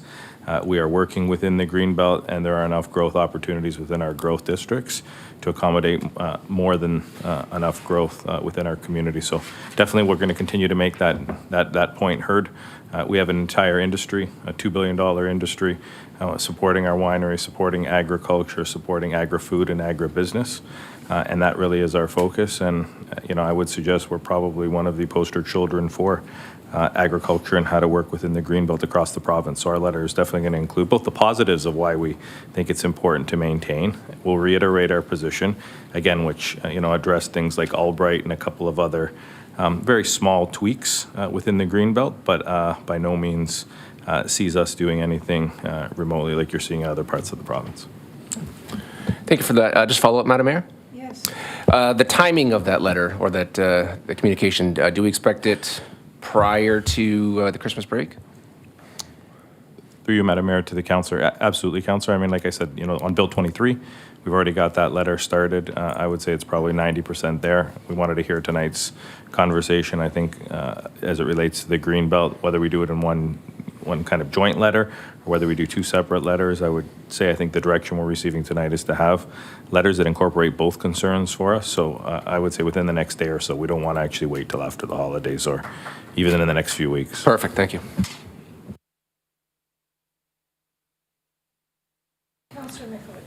Thank you very much, Mary Easton. Through you to Matt. Just with regards to the rezoning of lands to out of the Greenbelt or the future zoning to become Greenbelt to make up for the lost Greenbelt, are mayors notified of these decisions? I was listening to talk radio, I believe last week, and I heard a mayor that was commenting that he was unaware that until he heard during the election of a possible rezoning to Greenbelt.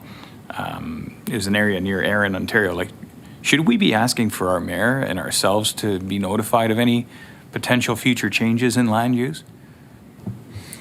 Through your worship, that's interesting. I mean, I find that odd that they wouldn't have been made aware, especially because, in order to actually go through a rezoning of lands that are Greenbelt non-agricultural, first the province has to remove that Greenbelt designation. Like, I can't rezone any lands in the Greenbelt away from agricultural. So there's kind of one process that would happen at the provincial level, like what's being proposed now, which I would have thought that there would have been official correspondence that would go out to the local municipalities. And then also there needs to be a planning change that's often initiated by a development or a zoning update or things like that that would also go before that local council with respect to rezoning the land. So with kind of multiple stages, I would have thought they probably would have been made aware. I find it interesting that they aren't, but to ask that we be notified, I don't think that's ever a bad idea. Okay, I don't want to quote the actual mayor or the actual township, but I can suggest this is what I was thinking. I'm actually familiar with that situation, Councillor, and Mr. Bruder is quite correct. There are many days when I receive official notices of this, that, or the other thing. Some, it's clear what has gone to staff, some it is not. It's my habit to forward everything to the CAO to ensure that there's no question. I've always believed that because of the way we work with our MPP, that information always comes, if it's not coming directly from him, it's coming through an official source, and he's pretty official in himself, but I'm talking about something in writing. So I don't quite understand that either, and that's not happened here to date. We were in Sam's office very quickly, within a couple of days after the announcement was made.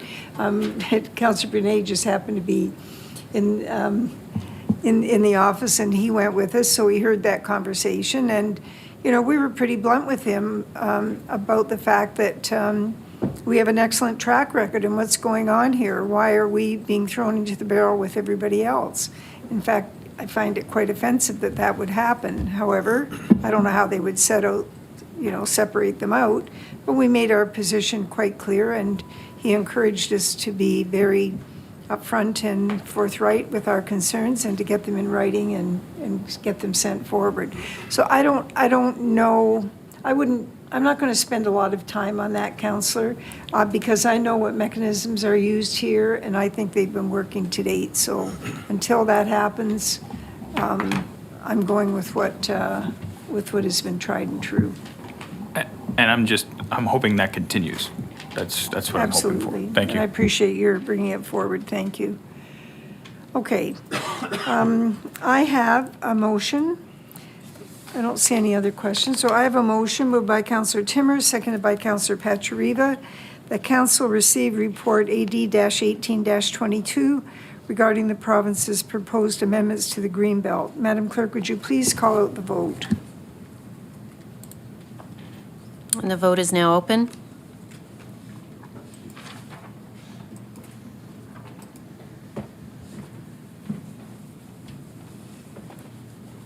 And I'm closing the vote. And that carries. Thank you.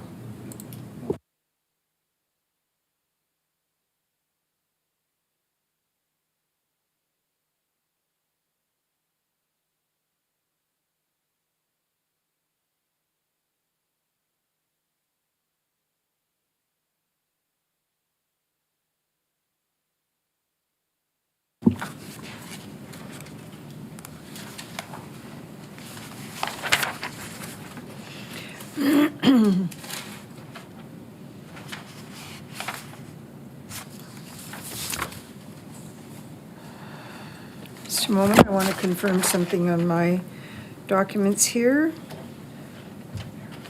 All right, here we are. I am not going to ask, I'm just advising you, sorry, first of all, that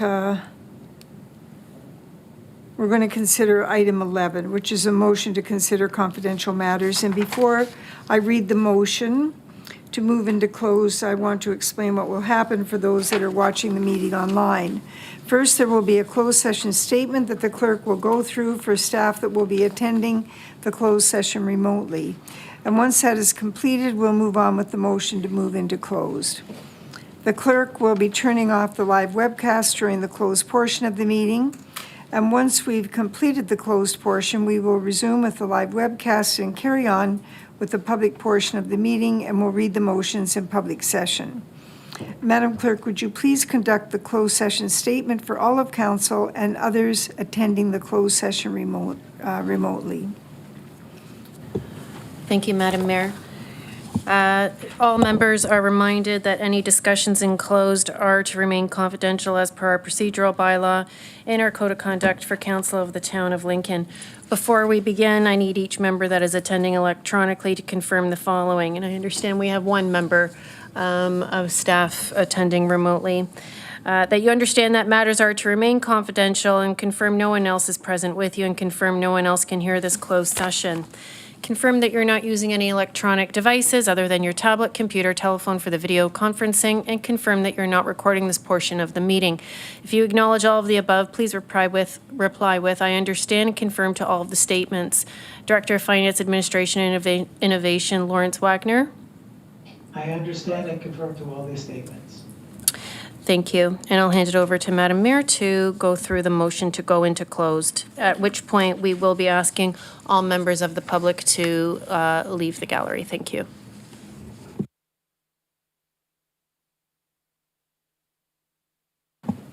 Thank you all very much for attending this evening. Under Section 239 of the Municipal Act, notice is hereby given that council adjourned to closed session in order to address item 11.1 as follows. Item 11.1, pursuant to Section 239, Section 2B, personal matters about an identifiable individual, including municipal or local board employees, pertaining to confidential report LS-16-22. Madam Clerk, would you please open the vote?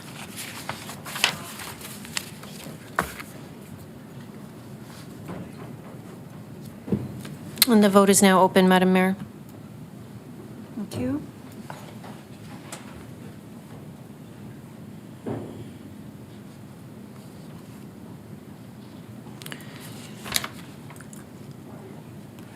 Councillor Miklick. And I'll close the vote, and that carries. Thank you. Thank you. Madam Clerk, would you please proceed with the technical requirements to move into closed session? Thank you.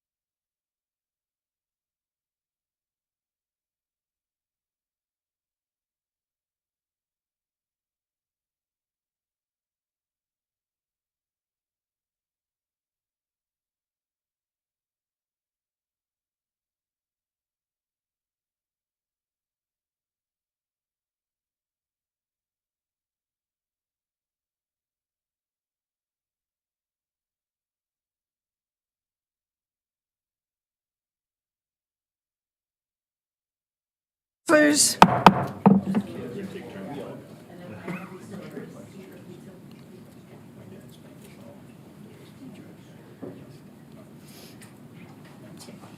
All right, thank you very much. Madam Clerk, would you please proceed with the technical requirements to move into open session?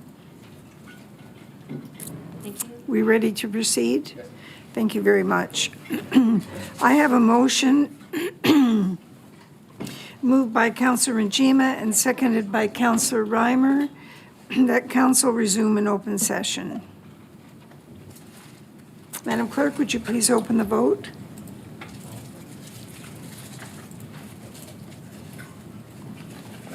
And that vote is open.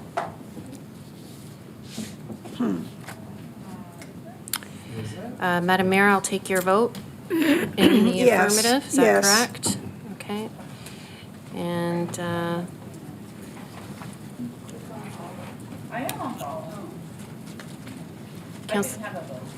Councillor Murray, and will you be voting in the affirmative to go back into open? Yes. Thank you. I will now close the vote, and that carries, Madam Mayor. Thank you, Madam Clerk. Excuse me.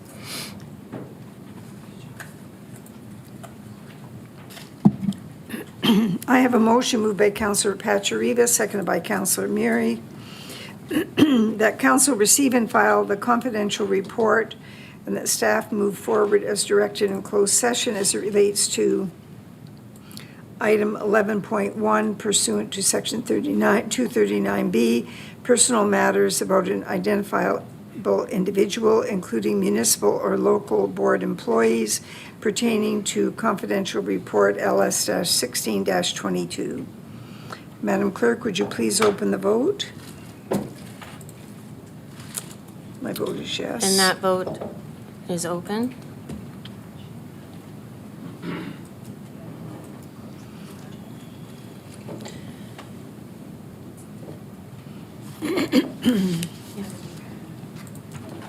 And I'll close that vote, and that carries, Madam Mayor. Thank you. Okay, the motion is carried. We're moving now to items for consideration, and we have none. Item 13 is the motion to approve previous council minutes. And we're now considering item 13.1, which is the council minutes of September the 19th and November the 21st. Any questions? Madam Clerk, please proceed to, I'm sorry, I have this. I have a motion moved by Councillor Mikulik and seconded by Councillor Brunet that council approve the minutes of the following meetings of council.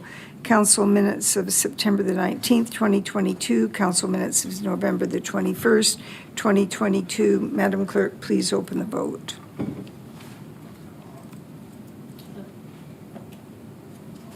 The vote is now open. And I'm closing the vote. That carries, Madam Mayor. Yes.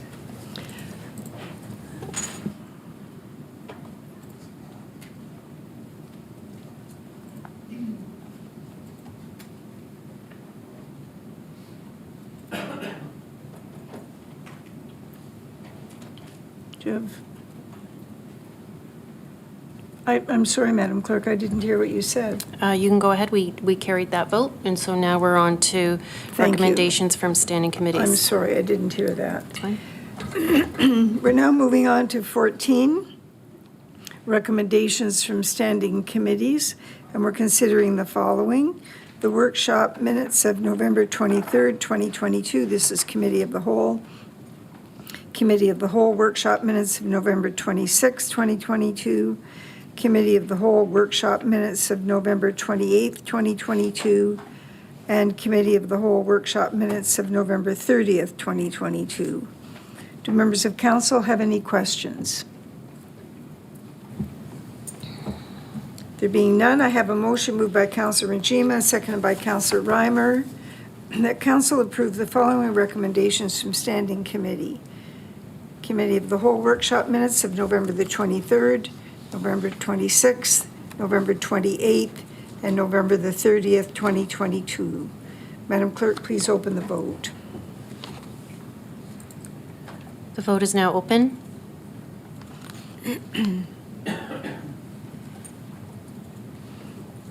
Yes.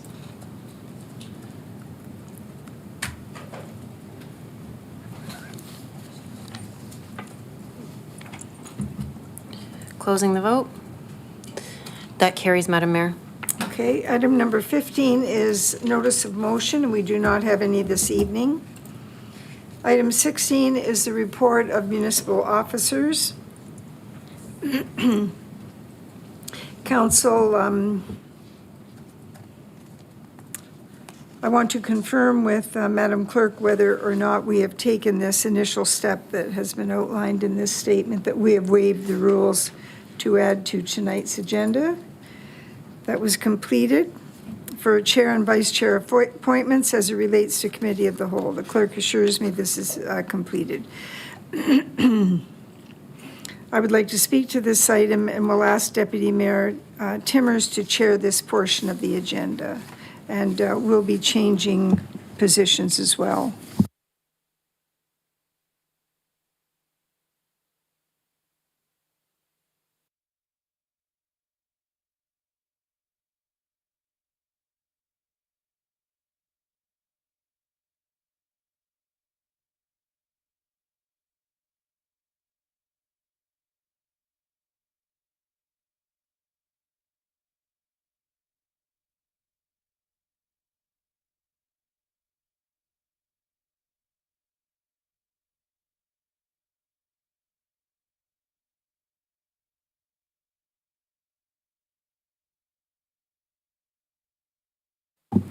Okay, thank you very much, Madam Clerk. Mayor Easton, please go ahead. Thank you very much, Deputy Mayor and Chair. I have circulated for your consideration a motion regarding the appointment of chairs and vice chairs. The citizens of the town of Lincoln have returned 7 of 8 councillors in the 2022 election as their representatives, and 1 councillor has been newly elected. The mayor position has been returned through acclamation. Whereas at the first council meeting of the beginning of each term, council follows a process for the selection and assigning of the chair and vice chair for each legislative standing committee, which convenes as a committee of the whole, the provision for this process being outlined in our procedure bylaw, etc. Frequently over the 2018 to 22 term of office, each of the clerk, the CAO, and the mayor have been approached by council members who are not satisfied with the selection process laid out in the procedural bylaw, and it is council's prerogative to change the procedural bylaw. Be that as it may, as council has earlier in this agenda waived the procedural rule for selecting chair and vice chair, further consideration for council on chair and vice chair selection has been assembled and brought forward in this motion before us. As is the custom, the chair and vice chair of a standing committee will rotate at the beginning of the 3rd year of the 2022 to 2026 term of council. Therefore, the legislative standing committee chairs and vice chairs for 2022-2026 are being presented for council consideration as follows. For the general business and finance, the chair, Councillor Lynn Timmers, vice chair, Councillor Diane Rangima. Budget committee, chair, Councillor Greg Reimer, vice chair, Councillor Adam Russell. Community services and infrastructure, chair, Councillor Tony Brunet, vice chair, Councillor Mike Mikulik. Planning and economic development, chair, Councillor John Pachariva, vice chair, Anna Murray. Workshop, chair, Mayor Sandra Easton, vice chair, rotating deputy mayor. Finally, if agreement cannot be reached on these assignments as presented, The selection process will revert to one of self-identification, and a vote will be taken by those councillors in attendance on each candidate for each of the chair and vice chair positions. And I respectfully submit this to the whole council. Thank you very much, Madam Chair. Thank you, Mary Easton. So I'm going to open it up to council for questions. And we have Councillor Murray. Through you, Madam Chair, I'm just wondering as to the motivation or the rationale behind changing it to a 4-year term for these as opposed to a 2-year term. So previous to this, it would have been 1 year chair, 1 year vice chair, and then a new committee, 1 year chair, 1 year vice chair. And this is, you'd spend the whole 4 years in one committee, and I'm just wondering why the change? Madam Chair, I can't say that I was, If you can come out, and you can come out, Okay, and she has to go back. there we go. Okay, go ahead, Mary Easton. I can't say that I was specifically thinking, Councillor Murray, in terms of the timing as much as I was looking for continuity. And I think I've spoken earlier about the importance of the connection between the standing committees and our other committee structures where there's some pretty close relationships and transfer of information. So I think that any judgment that the council wishes to make on the timing is certainly open to their interpretation. Okay, thank you. Councillor Murray, that, you're good? Okay, thank you. Councillor Russell.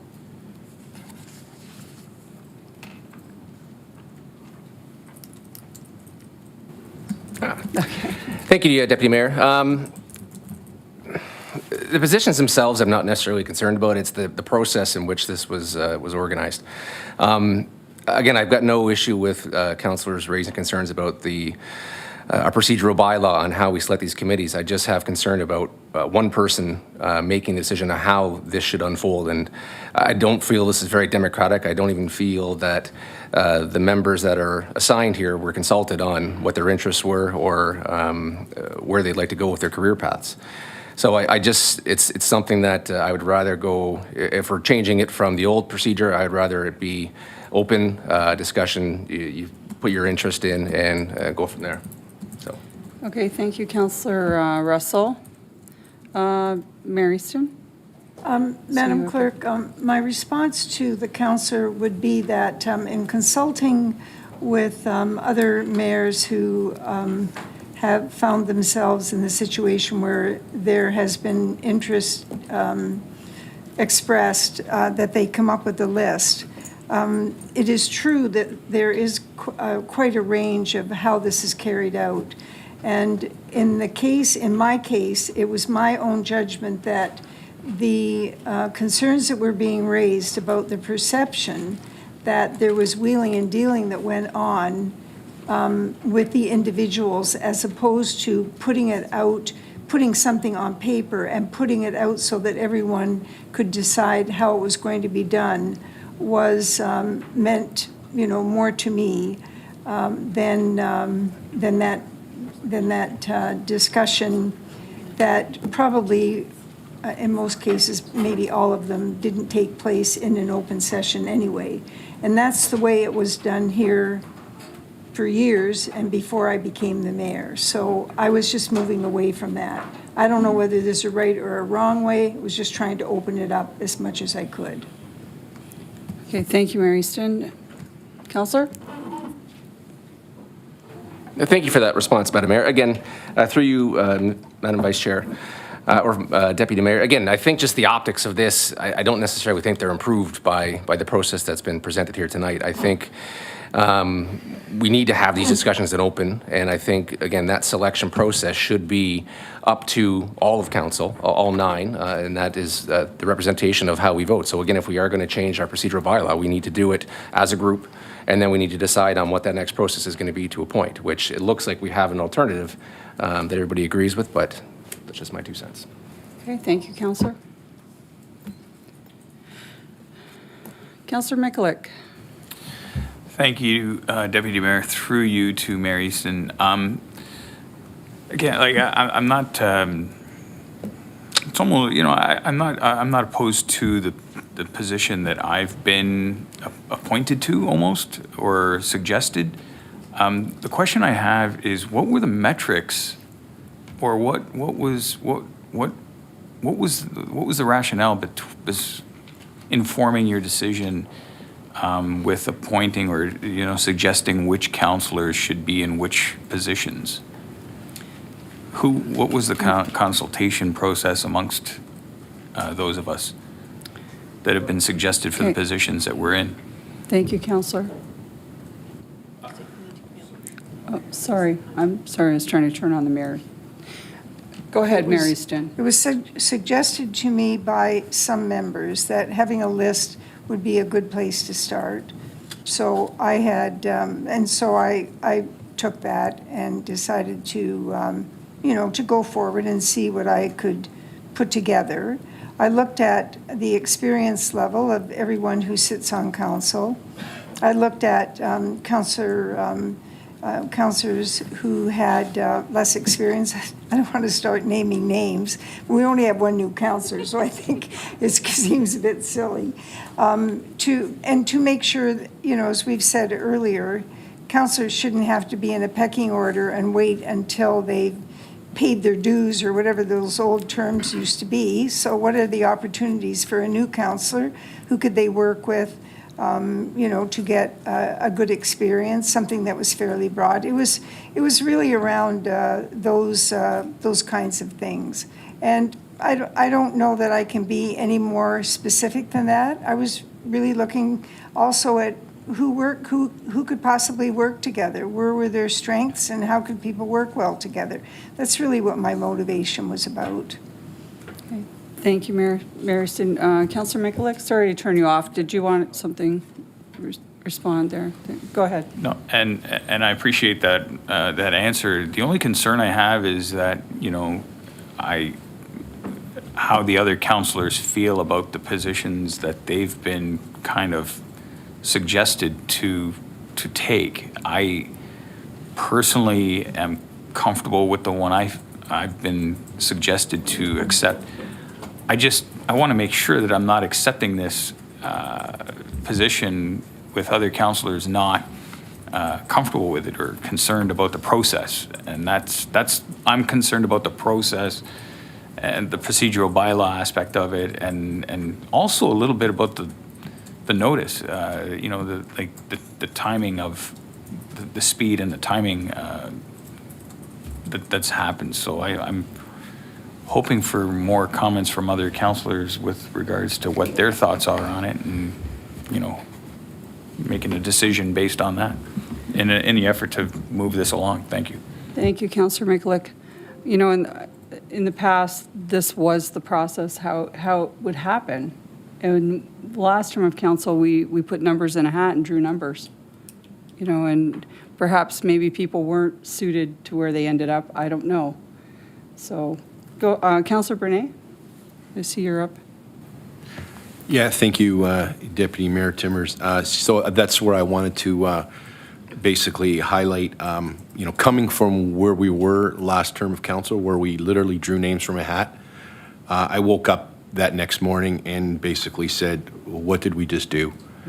If you don't feel good about something the next day, then, you know, it affects you moving forward. So I'm not saying this is perfect.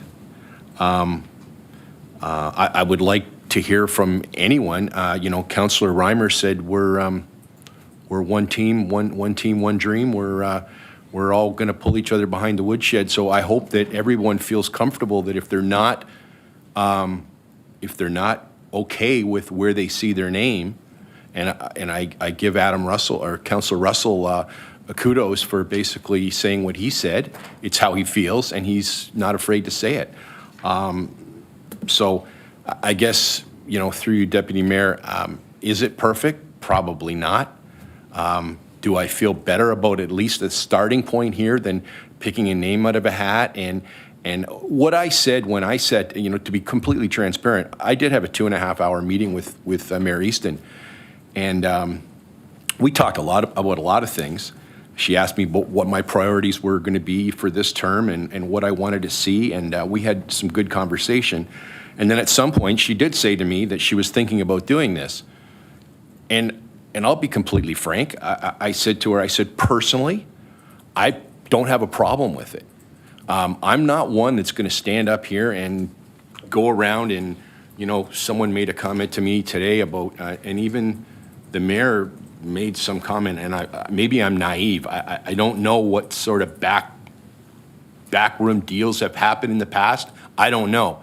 Whether they happened or not, I don't know.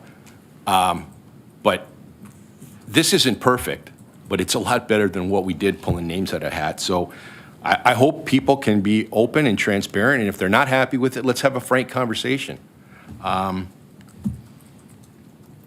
I will say that the mayor didn't ask me if I wanted to chair, infrastructure and community. That never came on the table.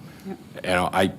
I saw it today in writing when the email came out. So I just want to put that out there as well. I didn't sit in a coffee shop and for 2.5 hours and lobby to get a position. So just putting it out there. Thank you. Thank you, Councillor Bernay, and I had the same experience as well in meeting with the mayor. I need to put a motion on the table to extend our meeting past 10 o'clock. If I could just get a show of hands. Thank you, and we'll continue. Councillor Reimer, I see you are in the queue. Please go ahead. Thank you, Deputy Mayor Timmers. I think as the head of council, I think I am not uncomfortable at all with the mayor's proposal or starting off this process. As Councillor Bernay mentioned, nothing is perfect, but I think this is way ahead of what's in second place. And again, I question the transparency concern because it's all in the open. Everything's here. This is a proposal put forth by the mayor, and everybody can see what's going on. So I'm not concerned about that at all. And we all have an opportunity, as Tony was asking for us to comment if we're comfortable about it. I'm very comfortable with the proposal, with the people who are represented there, and I'll be voting in favor of this. So thank you. Thank you, Councillor Reimer. I see Councillor Pachariva, you're next. Thank you to Deputy Mayor Timmers.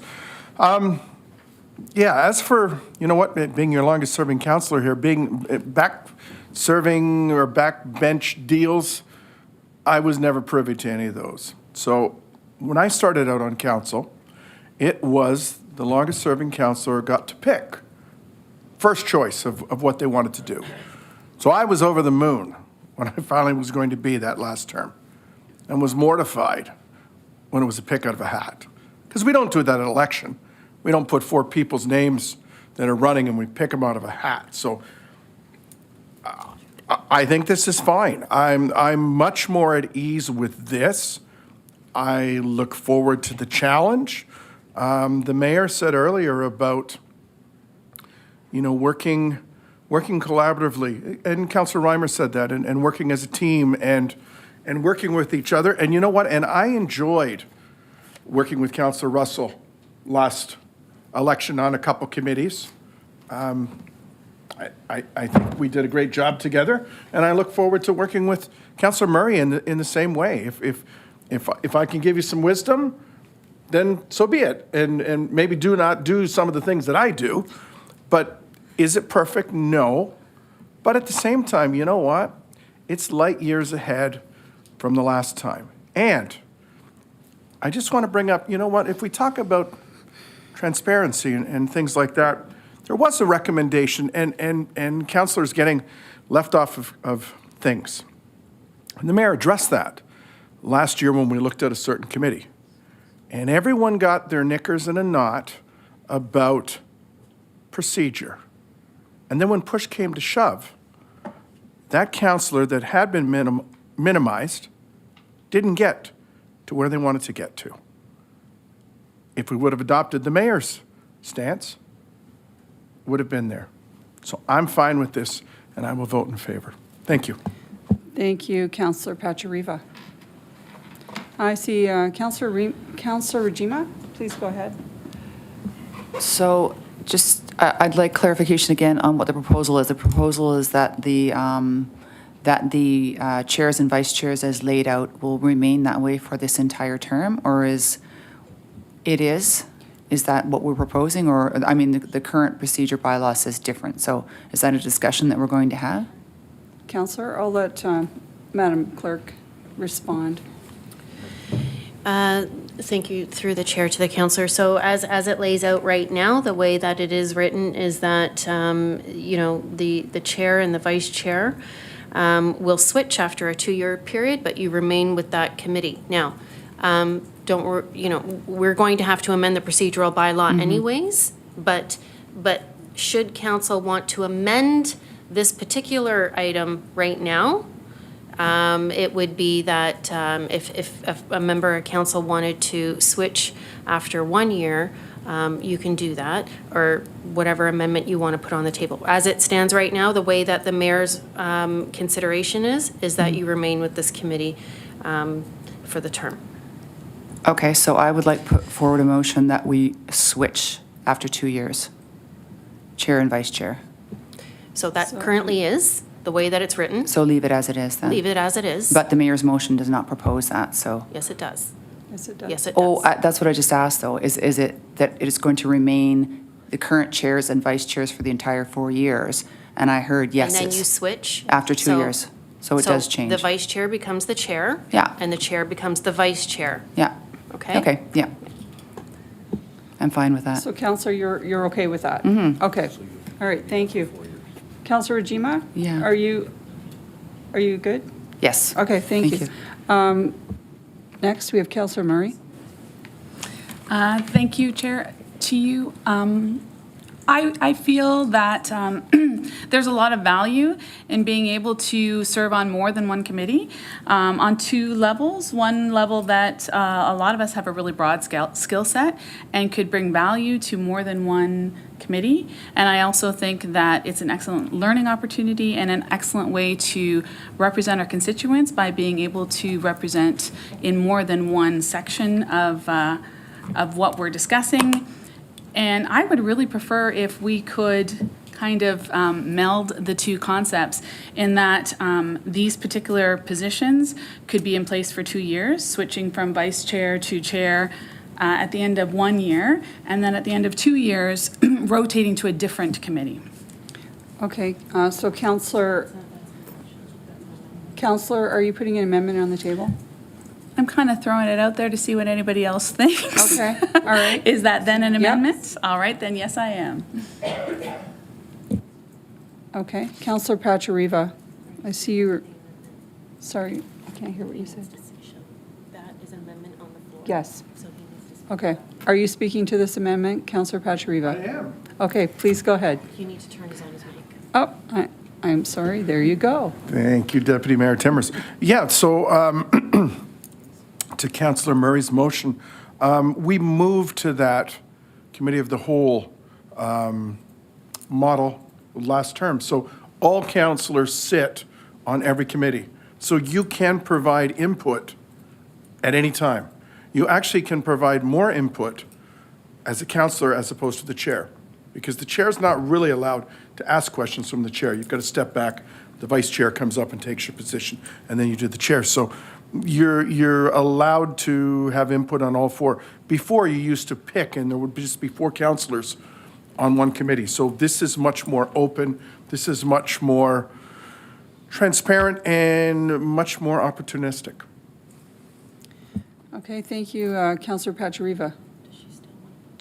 Counselor Murray, do you still want to put the amendment on the table?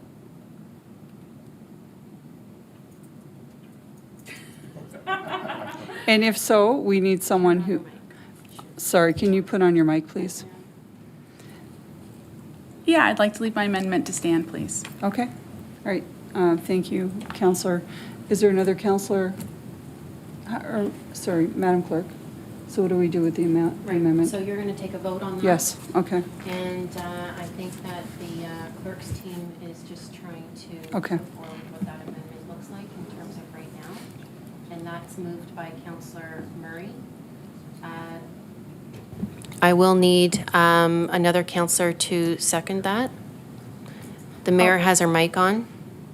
Mary Stin?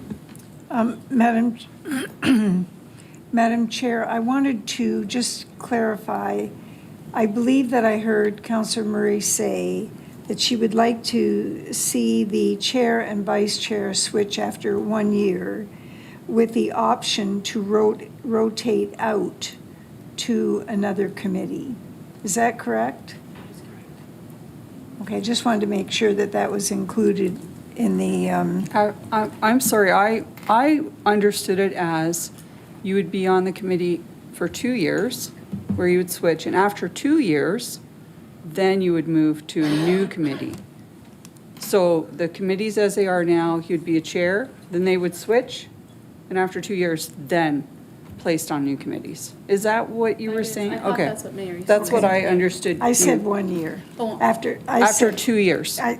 yes, So sorry, switch I after did 1 say year, two. move to another one. Yes, and then after move two. to another Yes. one after that. Okay, all right, that's fine, I understand. So I need someone to second that amendment. I see Councillor Brunei. Go ahead.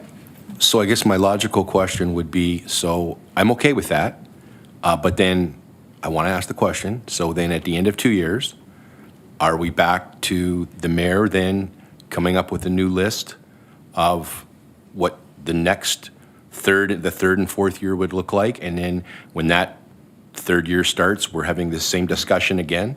Is that what we're kind of alluding to? I don't want to be going back to numbers in a hat. Okay, no, that's a good question, Councillor Brunei. Through to Councillor Murray.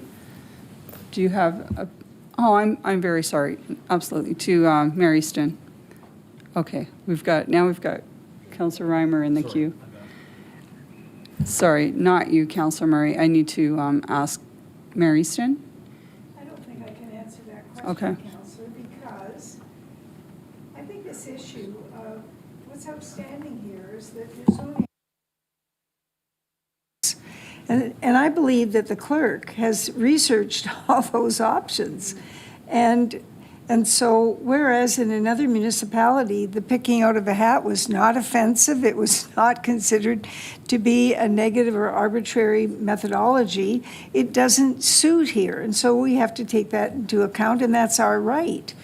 But I wouldn't suggest that having the mayor make the choices is any better or any worse. But I think the optics of it don't suit some of you, and so, you know, we need to come up with another method. And I don't know whether the clerk has, I don't know whether she's tapped out all of her choices. But at any rate, I would say that we need to be having a discussion in between now and 2 years and figuring out what that method's going to be. I certainly wouldn't presume to do it. If I hadn't known as much as I knew about how unhappy councillors were, and that there was a suggestion that having a list might help, I wouldn't have gone anywhere near this. It's why I never did it in 2012, because I believed that it should be a decision that's made by the council. But it's been nothing but trouble from the beginning. So maybe the autocratic method did work. And maybe that's what we should have just kept on doing. I'm sorry that I was trying to be egalitarian about it. But we're no further ahead, I can tell you that. Anyway, I don't have an answer to your question, Councillor. Okay, thank you, Mary Ston. You know, I'm not getting the sense that everyone's unhappy with your list. I feel we're just trying to work it out. Are we going to switch after 2 years? And maybe we do it and then we figure it out in 2 years.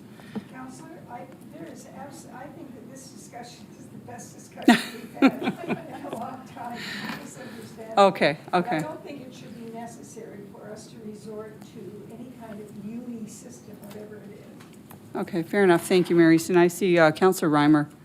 Go ahead, Councillor. Thank you, Deputy Mayor Timmers. Just speaking to the amendment itself and the 2 and 4 year term that's in that proposal by the mayor, I think there's a lot of merit in 4 years of having the same counselors there, especially when I see it through staff size.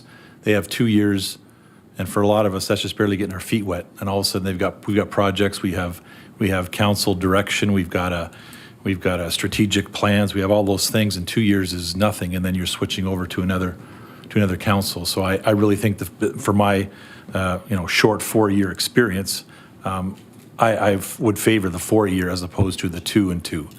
I realize you get a little bit of variety, but I think for staff and for projects, there's a much easier continuity in looking forward through 4 years. So just my 2 cents to it.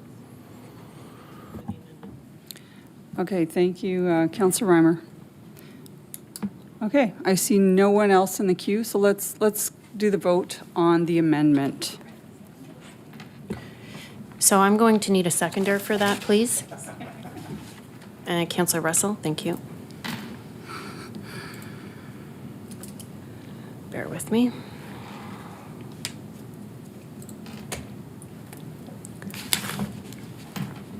Okay. This was moved by Councillor Murray, seconded by Councillor Russell, that the chair and the vice chair of a standing committee will rotate at the beginning of a second year, the 2022-2026 term of council, and that the chair and the vice chair of a standing committee be reappointed in the third year of the term of council. I'll open the vote.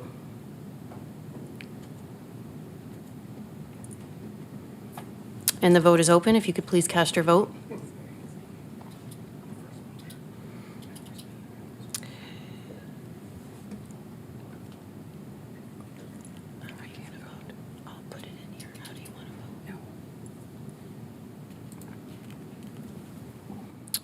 And I will close the vote. And that is lost 4-5. Okay, thank you, Madam Clerk.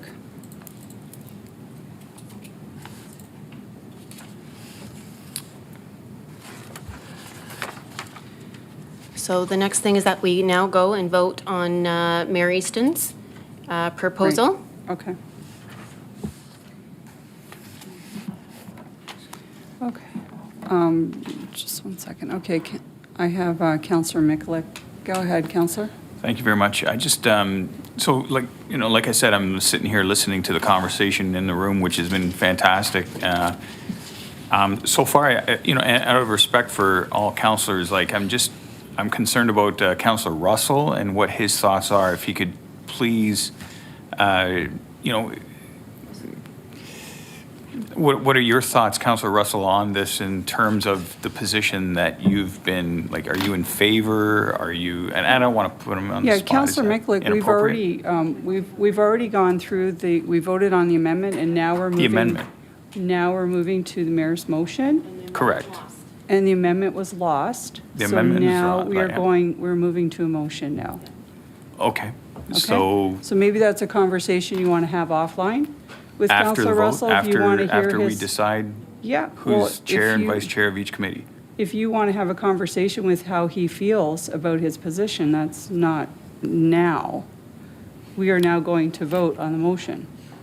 Okay, so. If he wanted to So then comment, he would put his mic on. So then I have to make my own. You have to make your own decision. On how I feel he feels about it. Absolutely. right? You have to Okay, make your own fair enough. decision, not on how he feels. Terrific. Okay, thank you. I have Councillor Rajima. I just would like clarification. So we're proposing the motion that the mayor has put forward and not to amend the procedure bylaw, so we'll switch after 2 years. Well, we haven't amended the bylaw, so then I want to put a motion forward to switch after 2 years then. To leave the Okay. bylaw as it is. I'm going to refer, I see the CAO would like to say something. Through you, Madam Chair, the bylaw, part of the motion and part of the work that the clerk's department has done is if this motion does get approved, as per the mayor's suggestion, then an automatic update of the procedural bylaw will occur at the 2-year point in order to switch it. So rest assured, Councilor Rajima, that should this motion pass, the procedural bylaw will be updated accordingly. To switch after 2 years. Correct. Okay. Sorry, I don't read that in the motion, but. Okay, so we're going to move. It's not there. Mayor. Okay, we've read the motion. Yeah. Madam Clerk? So I'll need, so the mayor has moved it, and I will require a seconder, please. Councillor Reimer, thank you. And the vote is going to be up on the screen, or the motion rather, sorry. If you can scroll down, Devan, to show what those appointments look like. Okay. And we'll open the vote. And the vote is now open.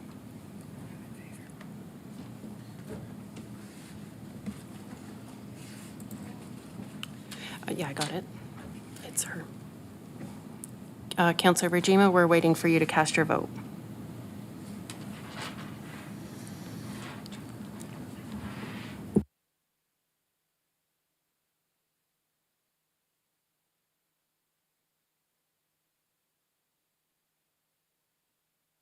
Councillor Rajima, can you cast your vote, please? I want to make sure that before I didn't see it in the motion, the mayor's motion, is it in there now? Yes. That we're going to switch? It's in the motion. Yes, it is in the motion. Okay, I'm going to say the second line from the bottom. Okay. Can you turn your mic off, please? Thank you.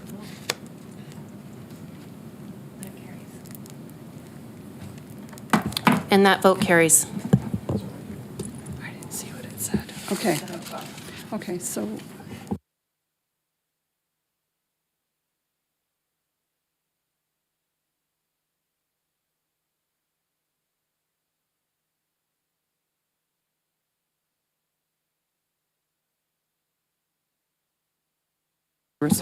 okay, so council, if I could have your attention, we're just going to be switching back. The mayor will be coming back to the chair. Thank you.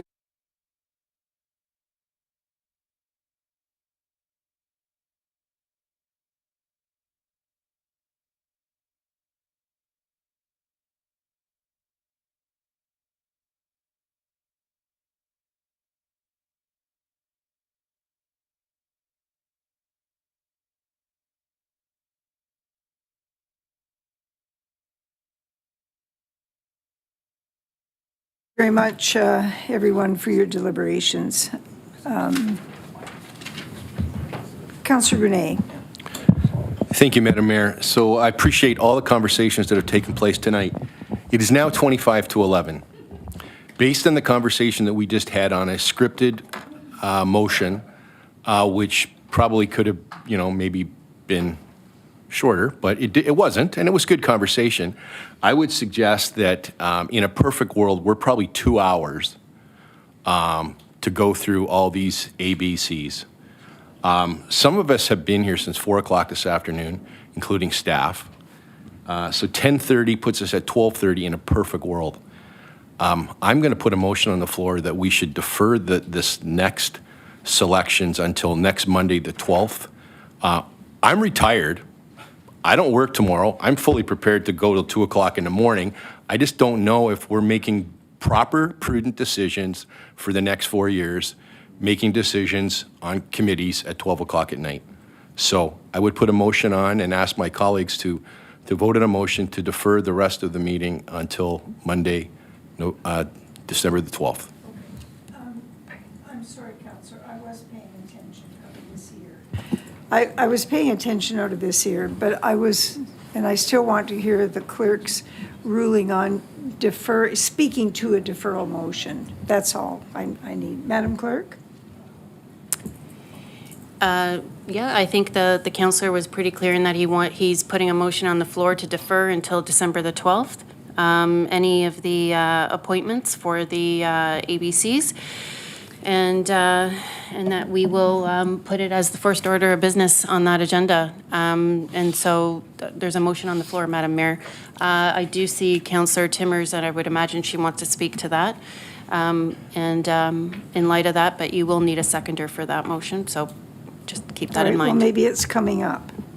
Thanks very much, Councillor. Thank you, Mary Timmers? Easton. It is coming up. I would second that motion. I think that's a good decision at this point in time of night. Give us a little more time to reflect. Thank you. Thank you. Madam Clerk? Yep, and so I think we're working on that to put that up on the screen.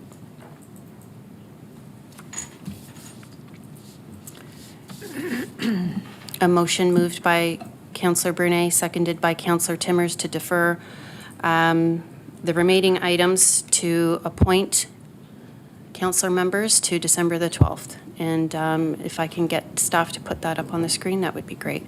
We will still have to carry on with our bylaws for this evening.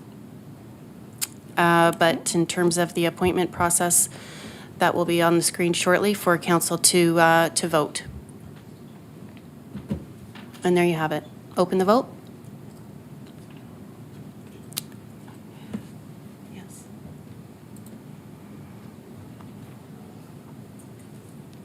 Did you vote? Councillor Russell? Voted. Okay, there's a delay. And that vote carries. Thank you. Okay. Thank you very much, Madam Clerk. Let me just have a look here, see where we're at. So items 16.1, 16.2 on the original agenda.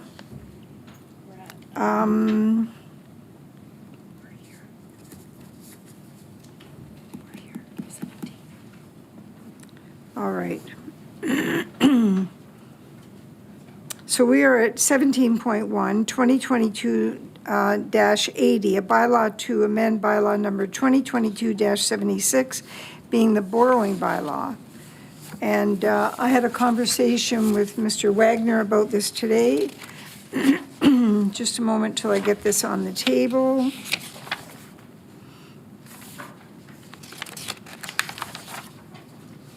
It's a little tricky when you've been going back and forth on this.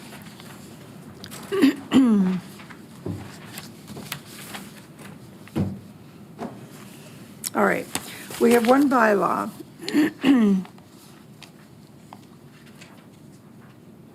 Do members have any question to the bylaw?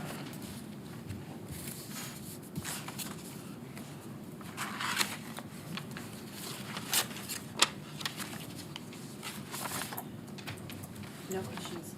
No questions? All right. I have a motion moved by Councillor Reimer and seconded by Councillor Mikulik that leave be given to approve the following bylaw, 2022-80, a bylaw to amend bylaw 2022-76, being the borrowing bylaw.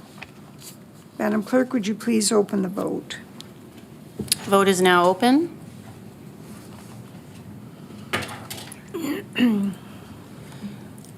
And we're closing the vote, and that carries, Madam Mayor.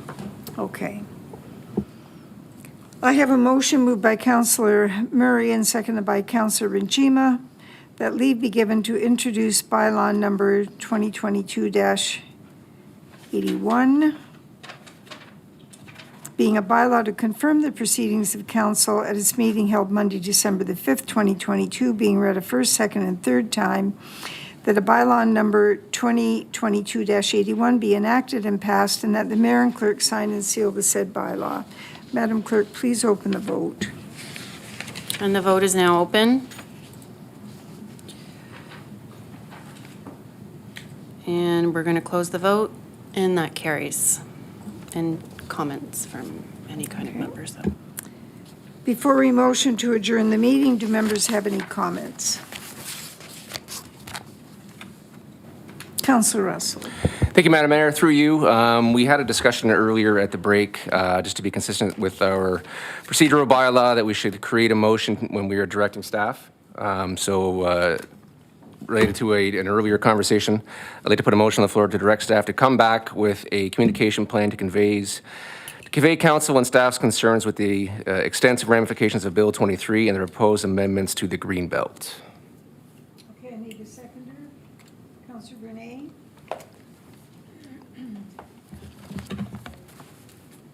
It's kind of messy. Should have been a doctor. We will get that up momentarily.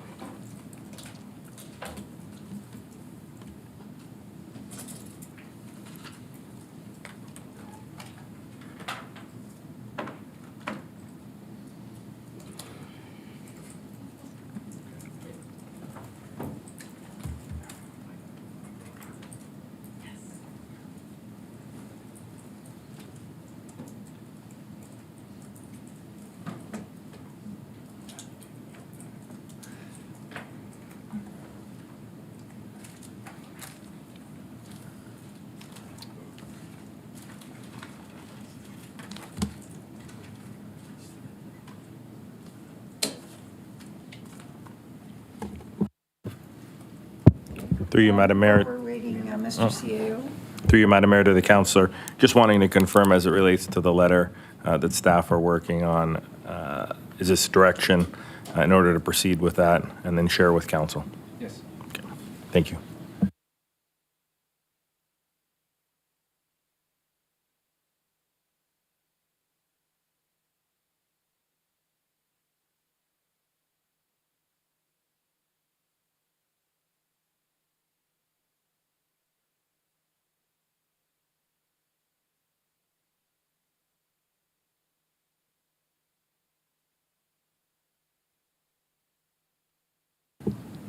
Okay, the vote is now open. Okay.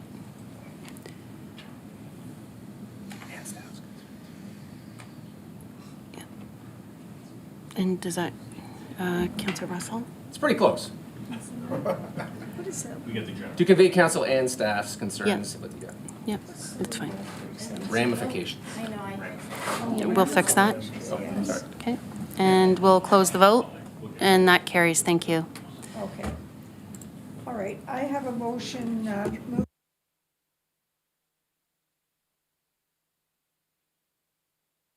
It's to adjourn. Are there any other comments? I thought I would check again. Okay. I have a motion moved by Councillor Brunet and seconded by Councillor Reimer that council meeting on December the 5th, 2022 be adjourned at, I don't know what time it is. 10:43. All right, 22:43. Okay, and that vote is Open the open, vote. so we will need council to vote, and I'm assuming that it's all in favor, and we will close the vote, and that carries. Thank you. Just a moment, everyone. I know everybody's anxious to get out. Go ahead, Madam Clerk. And the vote carried, Madam Mayor. Thank you. Thank you. All right, thanks, everyone. Probably not the easiest meeting, but I think very productive. Thank you very much. Thanks, everyone, for joining us.